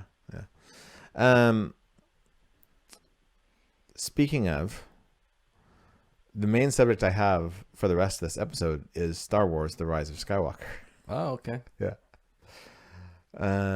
So we saw it together. Saturday, a a few week days ago. before Christmas, Yeah. and we both really enjoyed it. I was in tears at the end, or almost crying at the end. There was a lot about it that I thought was ridiculous. There was a lot I had to overlook, like the whole entire physics of space. But that's been a thing since the original Star Wars, pretty much. Like Empire Strikes Back, which is hands down the best Star Wars movie. And if you don't believe Empire Strikes Back was the best Star Wars movie, we're probably not going to agree on much in this discussion. But they fly into an asteroid and fly into the stomach of a like alien creature that lives in the rock. Yeah, that's and they're snake walking outside of the ship in what would be space. Well, where I trip up on this same exact issue is like where, and the only when a ship like the Millennium Falcon, when it gets sucked into the Death Star in the tractor beam, and so they land, and there's no door that closes behind them like a garage door closes when you pull your car in. Right. It's like, no, they just land and they get out. Right. So it's like, is this fucking space or not? Like, Right. how come I'm not getting sucked out? And the only way I can rationalize it is in the same way that like they've got force fields. There must be some sort of force field that Sure. that extends for 100 yards or a mile around some sort of space station. Once you're in that, all of a sudden it's oxygen you can breathe. Sure. Yeah. But it's like they never explain it. But if you watch enough of the movies, you realize Star Wars doesn't care about gravity. It doesn't care about the vacuum of space. All that stuff is like they don't care that planets have different gravity, and like Star Wars is completely and totally scientifically and physically inaccurate, and they don't care. Except the Force, that's real. All the rest of it's bullshit. Right. But see, this is one of the things. Like Jane and I were watching Battlestar Galactica until all of a sudden it got pulled from Amazon Prime and you had to buy it. Right. Yeah. But one of the things I like about Battlestar Galactica is there are consequences. So it's like there's a limited number of ships in the fleet, and if one of them gets shot at, it might be offline for a month until they fix it. Right. Like everything that happens in battle in space has a consequence, and it's a very there's a toll. Yeah. That other like in Rise of Skywalker, it's like, oh, turns out Palpatine's still alive. Oh, and he somehow built 5 million Star Destroyers. Right.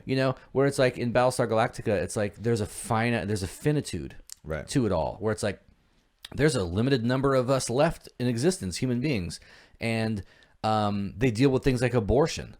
Like when the entire human species is limited to 47,000 people, can we just be cavalier about aborting a pregnancy? Right. Or do we need to get a bit more draconian and, force women to carry their babies to term, because it might mean that the human race is extinct? Right. Right. There's a toll and there are consequences, whereas in Star Wars, there's just not. Yeah.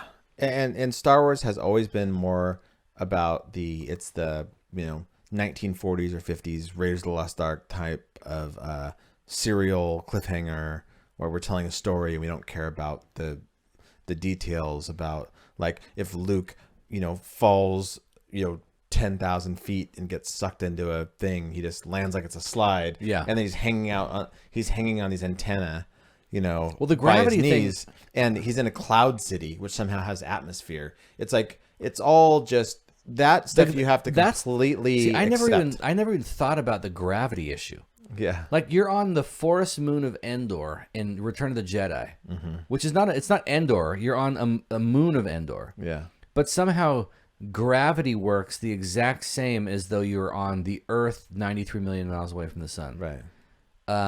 How come, like, if you go to the moon, gravity's different? Right. How come on What the about forest being- moon what of about being- Endor it's not I different? mean, what about being in a spaceship? I mean, if you watch most, like, if you watch like 2001, It's like it's pressurized. like where it's like they do the thing where it goes in a circle, right? And then you can walk in regular gravity on the outside of it because that's producing gravity, right? Okay. But like Star Wars, it's like gravity is never an issue. It's always the same everywhere they go.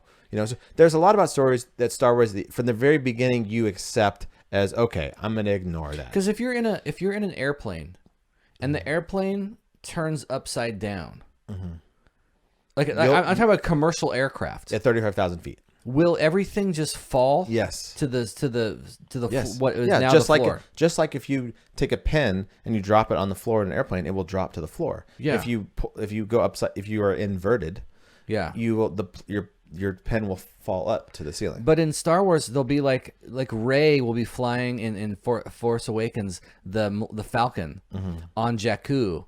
So they're like literally 20 feet above the surface of the planet. They're deliberately keeping low because the stormtrooper or the TIE fighters, whatever, can't track them that well. Right.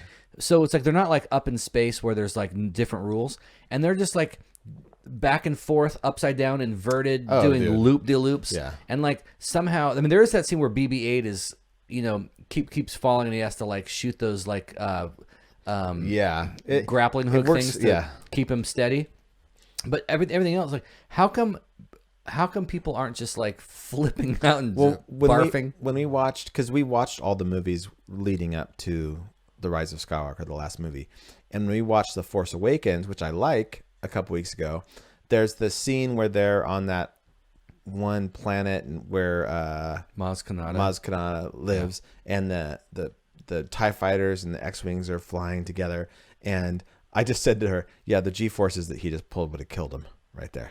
Because it's like he's going like this, and also he's like, whoa, right? And he's going like 1,000 miles an hour, and he's turning like this, and I'm like, yeah, his brains would be in his ass right now, Yeah. from the G-forces. Well, there's of a that. scene in Battlestar Galactica where Starbuck, she broke her leg or something, and she wants to. There's some mission coming up that she wants to be a part of, but she's still kind of like hobbled, Yeah, And Adama, she's a little gimpy. yeah, and she's like telling Adama like, I want to be on the mission, and he's like, okay, well, you in order for you to fly with these G-forces, you're gonna have to put this much pressure on your knee is gonna have to be hitting that clutch. Yeah. And he's pushing on her. I think he's pushing on her knee or her ankle, going like, you're going to need to be able to push this hard in order to Right. make your Viper turn that way. Right. And he's putting pressure on her, and she can't do it. Right. And that's how he convinces her, like, you can't fly this mission. Right. But it's like in that's what I like about it is like, yeah, there's things you're There's gonna have consequences. to. Yeah, you're gonna have to like,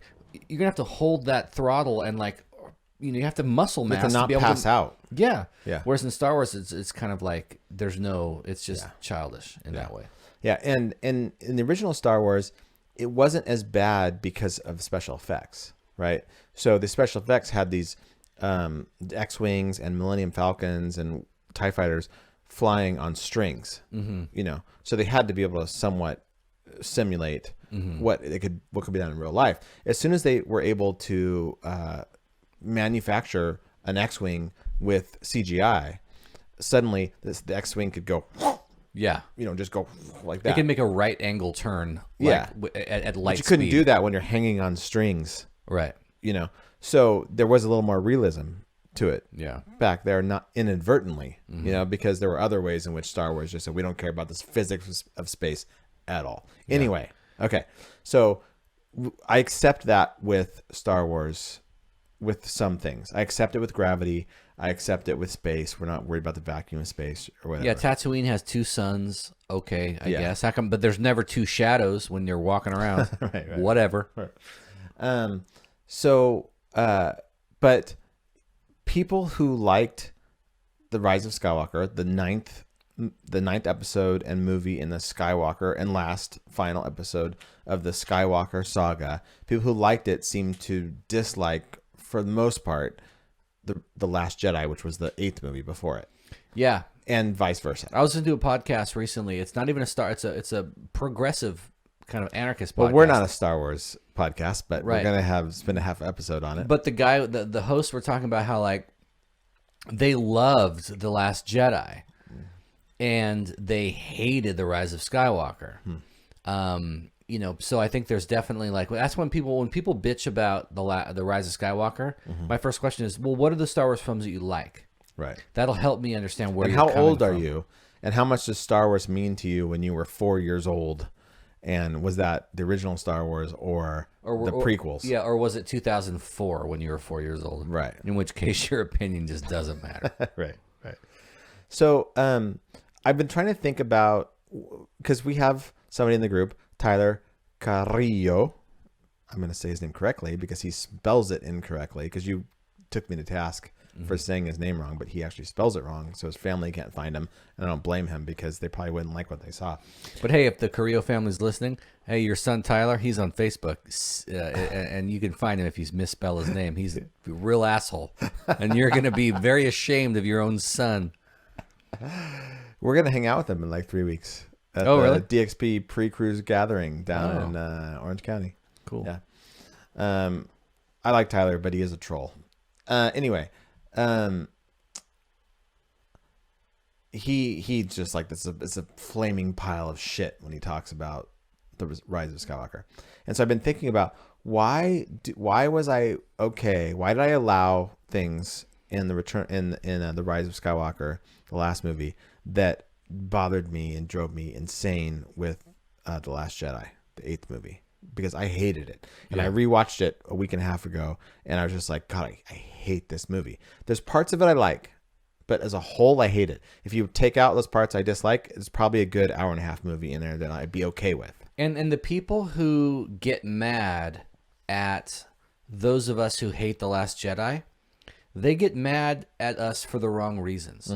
Because they think you're mad about the story. You're mad about the fact that Rian Johnson took the Force and made it into this thing where you could be a no one like Rey and still be Force sensitive or be able to use the Force. Right. It's like, I have no problems with the meta narrative. I have problems with that it's a bad movie. Yeah. That it's got ridiculous bullshit, like BB-8 is shooting fucking coins out of his ass. Yeah. And hitting stormtroopers and they're falling down dead. Yeah. Or that BB-8 can operate or R2-D2 can operate a whatever that AT-AT Walker, whatever the hell. It's like Yeah. I have problems with the story and the scenes, and it was bad. Yeah. Well, there's that scene where Like, where he's in the back of the BB-8, the round orange white robot is in the back of the X-wing, and electrical problems are happening. So he has an arm that comes out and he pushes it into the fuse or whatever it is that's back there. That somehow fixes it, right? Yeah. And then another fuse goes out, so he has another arm come out and fix it. And he's another like- arm, another come out, Like and then all of a trying to sudden plug a dam. all or of a sudden he something. can't plug it enough, so he just shoves his head into it, and that keeps his X-wing flying fine. It's like, that's not even like, that's like, That's what? stupid. It's just stupid. And that's where I came down on, you saw my comment I wrote in the DXP patrons group about it, was that like, It's a farce. farce is the best word that I can come up with. And I'm not saying there's not any farce in The Rise of Skywalker. I'm just saying that the level of farce in The Last Jedi is up there with the prequels, where it's just ridiculous. And the definition of farce, which after I read it, I'm like, oh my God, yeah, this is why I hate The Last Jedi. A comic, dramatic work using buffoonery and horseplay, and typically including crude characterization and ludicrously improbable situations. Yeah. I'm like, yeah, that describes The Last Jedi perfectly. Are there improbable situations in The Rise of Skywalker? You know, is there some weird humor, all this stuff? Yeah, but it's not, I wouldn't describe it as farce. And there's an emotional punch in that you get in The Rise of Skywalker that you don't get in The Last Jedi. Like, yeah, they're on that planet where it's they're having some big festival or something. Yeah. In The Rise of Skywalker. Burning Man. Yeah, they're at the Burning Man festival in The Rise of Skywalker. But what happens at it? They meet Lando Calrissian. It's like, okay, that's like a emotional punch for those of us who grew up with Star Wars to have Lando back in it. But what happens when they're in the jail in the casino world that has no consequence? They meet In Last Jedi. in The Last Jedi. Benicio they del meet Toro. Benicio del Toro's character, who just does nothing, has nothing, and has no emotional punch, and leaves the story and never comes back. It's like, what the fuck was that? Yeah. Like, okay, they're at some Burning Man thing in The Rise of Skywalker, but Lando Calrissian is there, and Chewie almost dies, and all this stuff, and it's just like, with characters we care about, you know, and you get, Chewie's there, and then you get to The Last Jedi, the film before it, and it's, They're riding Finn, those stupid some camels. new girl named Rose, and BB-8, and they randomly meet some guy in a jail who's gonna. It's just like, no, that's bad. That's bad. You know? It's like, yeah, I'll forgive some things here for The Rise of Skywalker. I admit it's a flawed film, but it's like better because it's not so farcical. Yeah, I agree. It was I felt like it ultimately it was it wasn't great. But I don't think it's the Most fault. Star Wars movies aren't great. No, they're not. And it's not the fault of the film itself, of the filmmakers themselves. It's the fault of the narrative that was just poorly thought out. Yeah. Like, why would you spend $40 billion to buy Lucasfilm so that you can make 3 final films that you have no thought or arc or pre-planned out story that's agreed upon, Yeah. and then have different people direct them who are at war with one another? Yeah. Like when J.J. Abrams ends The Force Awakens with Rey handing the lightsaber to Luke, and then Rian Johnson begins The Last Jedi with Luke receiving the lightsaber and throwing it over his shoulder. Buffoonery. Yeah, and that's you're not on the same page. Yeah. And then there's so much stuff in The Rise of Skywalker that was meant to undo. Like, you would never, a Jedi would never treat his weapon with this much disrespect. That's a jab at Rian Johnson's take on Luke. Yeah. And there's tons of other stuff where Rey, you're no one. Your parents are nobody. Yeah, but your grandparents though are somebody. Right. It's like you're fucking at war. You're having a civil war on screen in front of billions of people. Well, I think J.J. Abrams looked and went, oh, that was not received very well, and I don't know why he did that. I was busy making another film, and now I've got to come back and fix this, and people are going to be pissed if I continue with this bullshit that Rian Johnson's doing. Rian Johnson, who I actually believe is a really great director, just not in Star Wars. because Knives Out is one of my favorite movies of the year, which he directed. Another thing I was thinking about too is everybody says, oh, Star Wars are kids movies.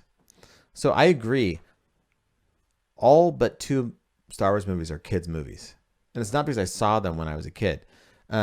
Star Wars: A New Hope, I don't think George Lucas was thinking, I'm making this for kids or I'm making this for adults. I think he thought, I'm making a science fiction movie, one that hasn't been made before. And if you watch New Hope, it's like slow. It's very slow. Scenes take a long time. It's the exact opposite of The Rise of Skywalker. One of the criticisms, or at least observations about The Rise of Skywalker, is its breakneck speed. Yeah. They're going from, we got this MacGuffin to that MacGuffin. You got to get this thing to tell us how to get to that thing. And it's like, you can't even take a breath. Yeah. You watch A New Hope and it's like, yeah, it looks like a 70s movie. Yeah. You watch any old movie. It's like, yeah, they'll have one shot that lasts like 47 seconds. They were trying to make art. Like George Lucas was trying to make an artful film at the time. And he wasn't making it for kids. I think he was making it for adults. If you watch it like closely, this is a film for adults, like, or at least like teens. Well, think about the procession of events in New Hope versus the first film versus the last film. It's like there's like 3 acts in the first film or something. It's like the droids land Tatooine. Droids land on Tatooine. They go to Mos Eisley. They hire Han Solo. They get sucked into the Death Star, and then they escape the Death Star, and then the movie's pretty much over. Right. Whereas in Rise of Skywalker, there's like 17 distinct acts that are set in different places with different objectives. Yeah. You know. So yeah, New Hope is not a children's, like, that's why kids, like probably kids who were like your kids' age. I bet when they watched. If they just like were introduced to Star Wars by the prequels, when they revisited A New Hope, they loop back to A New Hope. They're like, this is boring. Yeah. It's not a kid's movie. But that's what I think. I think that has been part of the degradation of kids. Like, because I loved Star Wars when I was 4.5 years old when it came out, because it was such a smart movie, right? It was so like, and it didn't have to be a kid's movie because it was so groundbreaking with the special effects and everything. It wasn't like anything else that there was before. So as a kid, I loved it, right? Where we've gotten now to where every video game, every TV show, every movie is better from a special effects point of view than Star Wars: A New Hope was. And so we're deadened, you know, we're numbed to this stuff. Whereas at the time, I could watch it and love it, even though it was an adult movie, because there was nothing else like it. It was amazing. And then Empire Strikes Back came out, which was written and directed by somebody else. Lawrence Kasdan wrote it, and Irvin Kershner directed it, I think. And that movie's clearly an adult movie. Like, it's got, well, I'm going to say No Hope, A New Hope was too, but like the scene where I was thinking his parents have burned to death, you know? And he's like going, I need to go be a man now and everything. It's like, but then you get to Empire Strikes Back, and there's this whole love story between Han and Leia, and it's like he's a scoundrel and that's what she likes and all this stuff. And like, kids don't give a shit about if some woman thinks the guy is a scoundrel and everything, you know. And it's got these adult themes. Like Han is tortured in it, you know. Then he's basically killed. And the whole the climax is her saying, I love you, him saying, I know. And Luke finding out that his family's super fucked up. You know, it's like a pretty adult movie. Where they started to get downhill was when George Lucas took over again and made a movie for kids, which was Return of the Jedi. Which I think of the I don't count the prequels as even worthy of even discussion. Yeah. So among the 6... It's the most kiddish movie. Return of the Jedi is the worst. Yeah.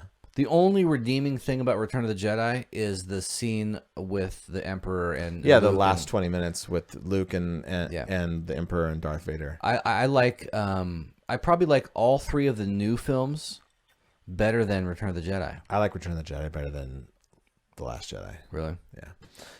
But yeah, I think that every film after Empire Strikes Back was made for kids. Dude, like the whole sail barge scene at the Sarlacc pit in Return of the Jedi is so fucking stupid. But I like the dialogue between Luke and Han and everything. He's like, Luke's like, I've thought of everything. Trust me, I got this. What's your plan? I'm going to jump off this diving board, do a triple Lindy, and land back on. Meanwhile, no one's doing anything about it. Yeah. Everyone's got guns. No one's shooting me. So that I can. What is this Jedi doing? I can do this somersault land and wait for 7 seconds while my lightsaber is hurtling through the air, and I somehow catch it and then start killing it. This is your fucking plan? Yeah. Like, yeah, you're no Hannibal from the A-Team. Yeah. Yeah, there are definitely scenes in Return of the Jedi I don't like very much, but I for me now, Empire Strikes Back, A New Hope, probably The Force Awakens, and Return of the Skywalker. Those are probably pretty even. And then it's The Last Jedi and the prequels. But as a film that's meant to tie the bow and finish off this, it's like, yes, it did all that. Like that's what I liked about it. It's like had emotional impact. Yeah, it the tied part things the part that choked me up was Chewbacca's reaction to Leia's death. Yeah. Spoiler alert. It's too late. If you haven't seen it, it's, But it's like, well, we all knew that Leia died. Carrie Fisher died 4 years ago. Yeah, 3 years ago. Yeah, 2016. Yeah. So it'll be 4 years ago in about 3 It was hours. December. It was like December 27th or 26th. It doesn't matter. It was 3 years and 4 days ago. You're a year older than me because you were born 3 months before me in a different year than me. Yeah, but it's like, I mean, having Han show up, having Luke in it as a Force ghost, showing Luke and Leia as young people training, like all that was like, yes, that it had the emotional gravitas or whatever you want to call it, to be the final film in the Skywalker saga. And J.J. Abrams was working, against all odds to sort of like salvage the fucking disaster that Rian Johnson created. But if you go to like YouTube and type in the Rise of Skywalker pitch meeting from Screen Rant, there's that will highlight all the problems with it, and there are myriad. There's plenty. Yeah. But let's not kid ourselves. There've been problems with it all Star Wars. Well, that's what makes me laugh about, like Chloe saying, "Oh, there's no consequences in the movie. I can't believe." I'm like, which Star Wars movie are you referring to? Like you just described all of them, except this one has less weaknesses than the other. Like, don't act like all the other Star Wars movies are great movies, because they're not. There's 2 great Star Wars movies. It's A New Hope because it was groundbreaking, not because it was great. Looked at from a film today, it's not. The Empire Strikes Back is the only film that today holds up as a great film, and the rest of them are pretty much garbage, but with characters that we love and care about, and that we grew up with. Yeah. And some of them are so bad that we still can't like them, including the prequels and The Last Jedi and The Force Awakens and The Return of Skywalker. At least give them enough respect, which Rian Johnson was like. Rian Johnson even like talks about it and says about it somewhere, like he wanted to turn the script upside down and not respect the characters and everything. And it's like, well, good job, because the movies are all crap, so you better respect the characters, because that's what matters to the people who grew up with it and care about it. It's a great commentary on Star Wars is just anything that Seth MacFarlane does, like his Family Guy stuff on Star Wars, like Blue Harvest. Like there's a great scene where he does his Blue Harvest spoof on A New Hope, where they're planning the Death Star attack, and the guy's up there going like, there's a fault in the Death Star. It's got this 3-meter thing where if you shoot it, and the guy goes, that's impossible, even for a computer, right? And Luke goes, it's not impossible. I used to bullseye womp rats in my T-16 back home. They weren't much bigger than 3 meters or 2 meters. And the first guy's like, hey, can I talk to you for a second? And Luke's like, sure. And so they get up and they walk over to the side. Yeah. And the guy's like, why'd you have to do that? And Luke's like, what? It's true. The womp rats were only... He's like, no. I'm just saying, why'd you have to like call me out in front of everybody? Like, that's not cool. Like, I mean, you could have just told me that later. Right. You didn't have to like make an example of me in front of like Leia and everyone else. Yeah. And it's like, that kind of commentary on Star Wars is really funny. Yeah, it's funny. And the robot chicken stuff. Robot chicken, yeah. That's what I was thinking of too. So I have a kind of longish Bieber, but maybe we should save it for next week. How far in are we? We're over our time or whatever. Do you want me to use a shorter Bieber? We can do a longer. Actually, no. Well, I mean, I have my Bieber is short. Okay. It'll take no time.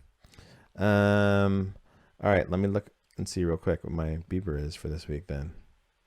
Oh, I got one. Oh, damn. That was loud. My beeper is, I've been seeing this a lot lately, and I don't know if it's because I'm coming up to stop signs or stoplights faster than normal or something, but I've been noticing more people cutting corners on the stop signs and the stoplights. Like I'm coming up to the stop sign. They're there before me to the right, right? And they're turning left in front of me. And instead of making like a proper left-hand turn, they're just completely cutting the corner. So I have to slam on the brakes or else I'm going to hit them before I hit the stop sign line. Oh. You know, like it's happening on stoplights, it's happening on stop signs. It's happening way more often.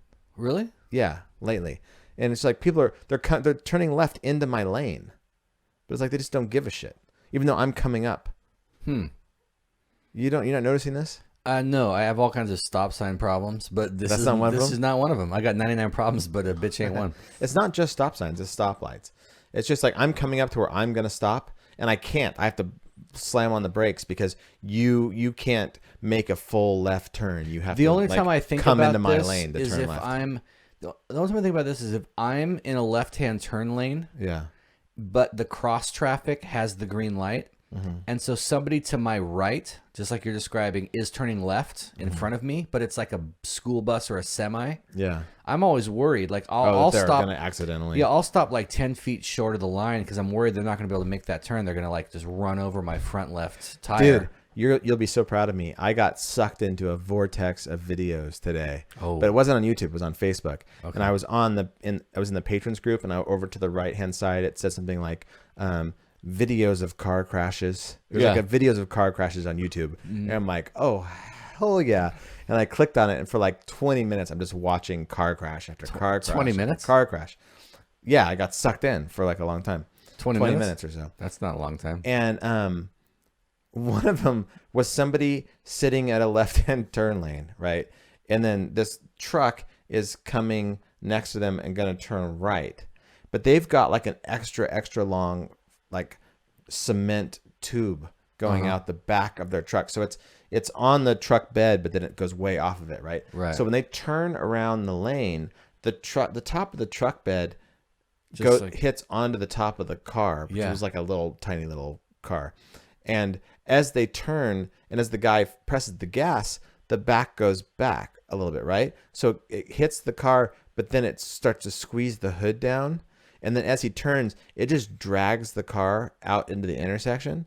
And it starts crushing the car and dragging the car at the same time. Nice. And you can see like somebody trying to get out. And you realize there's somebody in the driver and passenger. Because if the person had just stayed, if it had happened suddenly, he would have died. It was like at the end when the car finally went straight and the car was left alone, the top was completely compacted to the same size as the trunk and the hood. Damn. But they got out the last minute. Were like pulling each other. He was like pulling them out of the in the intersection. But that truck just dragged it all the way into the intersection. The guy just sitting in the left hand lane. Nothing can do about it. I hate trucks. Are the cause of every problem, traffic wise and accident wise. Well, lately I've just been, when I want to turn left and I'm coming up to the intersection and somebody is cutting across my lane to turn left, I will just come as close to them as possible because I've got everything on camera. And if they're in my lane, you know, I'm not trying to hit them. I don't want to hit them, but I do want to make them think twice about cutting into my lane next time. Yeah. Next time I see them and I'm turning left and they're turning left from the right, I want them to think twice. Yeah. I'm not going to fuck with that guy. Driving is war. It feels like And it, it's a really. teaching opportunity. I'm going to teach you. Like if some guy's a douchebag and we're coming up to a red light and I'm first and he's behind me, he wants to turn right and there's no right-hand turn lane. Yeah. It's like, 9 times out of 10, I'm way over to the left to let those people scooch by me. Yeah. But if the guy's a douchebag, it's like, you know, I'm gonna move over just enough so you can't fit.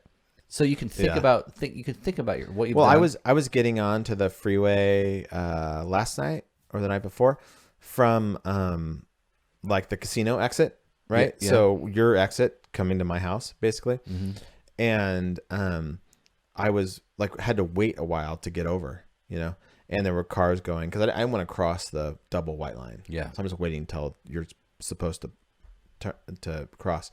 And there was a car behind me that was like right on my tail. And I have a really fast car.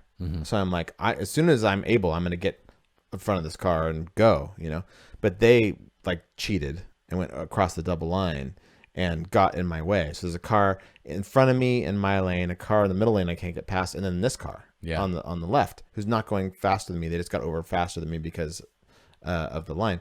And then I look over and it's a fucking minivan. And I'm like, dude, what the, like, now I'm stuck, Yeah. So I was like, as soon as they got over, I was just like, just screaming at him. Yeah. I'm like, I should just calm my road rage down. They eventually, like, I got right behind them because they weren't passing then. And it's like, what are you doing? Give me one chance. If I could have got past, like, if I could have you just let me go to the left and go, I would have been gone. You would have never seen me again. Instead, you want to get in front of me for some reason? Yeah. I'm not going slow. The guy in front of me Yeah, is. and your fucking Ford Aerostar. Yeah, it was like a Ford Aerostar, I'm pretty sure. Yeah. So what about you? You got a Bieber? Yeah, it's when someone's trying to make some point, right?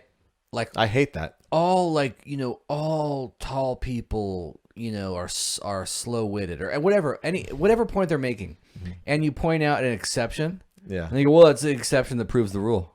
And I'm like, what the fuck are you talking about? I don't know what that expression means. How does first of all. an exception, especially if I can come up with like several of them, Yeah. disproves the rule? Right. Like if you say, tall people are slow. Well, okay, I'm going to name 15 NBA players who are over 7 feet or over 6'8" who are incredibly fast, and they could like run a 4-minute mile because the exception proves the rule. Right. It's like, no, it doesn't. The exception disproves the rule. It's not a rule anymore. It's just a thought that's wrong. Right. Yeah, I wondered often, because I feel like at one point in my life I understood that expression. But lately, the way it's been being used, I don't understand that expression anymore. It doesn't make any sense to me. I think what they mean is, well, that's the one exception that everyone adduces in these kind of arguments. And because it's the one exception, it highlights the fact that it's exceptional. Yeah.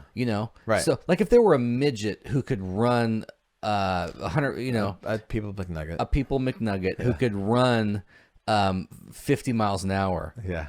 then that would be the exception that proves the rule that, like, it's hard with short legs to run fast. What about this guy? Right. Okay, well, that's the exception that proves the rule because that's the one thing you can think of that is. Yeah, but, if there's only one exception. but it's like, but usually it's just like Then it's a anytime rule. somebody I get it. adduces Okay. any exception, Yeah. well, the exception proves the rule. It's like, no, Yeah. that's not the way it works. Yeah. It'd be like in science, like you're doing an experiment, and then I think this is my new hypothesis, and someone comes along and goes, yeah, but when you do this happens. Well, that's the exception that proves the rule. It's like, no, motherfucker. It's like it's the reason the rule is bullshit. Right. Speaking of People McNuggets, we went and saw Zumanity on Saturday night. It's a Cirque du Soleil show, but it's like a lot of nudity and more sexual than most Cirque du Soleil shows. Yeah, it's pretty good. But there's a small person in it. And he does this, he's ripped first of all, but he does this whole thing where he's like holding like the ribbons or the whatever they're called, the curtains, what things, and he's like flying over the audience, just holding on and then flipping down and catching himself at the last minute, and there was a guy who was doing almost the same thing earlier with chains. And is going over and he's flipping over and holding himself.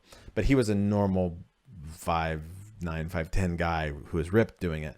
For him, it was like, I was going like, oh my God, that'd be crazy if he fell. For the small person, I'm like, oh my God, please don't let him fall. They're doing the exact same thing. And I'm like, don't let that guy fall. That'd be horrible. That'd be tragic. It'd be like, oh, little buddy. Yeah. Oh, It little was fella. very interesting. Yeah. Anyway, all right, dude, Happy New Year. Yeah, I'm gonna. There's not many people I would like to spend my New Year's Eves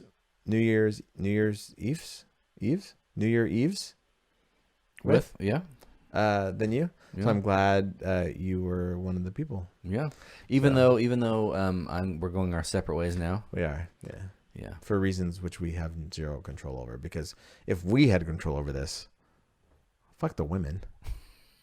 We'd be like sitting here. We'd move our chairs this way and watch we'd watch TV. Yeah. All right, dude. Yeah. Later. All right, bye. Okay, so what about the other big cliffhanger? What's that? Well, at the end, Rey is handing Luke his lightsaber back. It's like a huge moment. Oh yeah, well he just tosses it over his shoulder like garbage. Oh, yeah, and then he squeezes some boobs and goes fishing. Whose boobs? Just this big alien sea cow with 4 boobs. A big alien sea cow with 4 boobs. Yeah, and then the alien sea cow with 4 boobs looks at Rey like, you seen this? So we're really taking all the stuff that The Force Awakens set up and just throwing it out the window.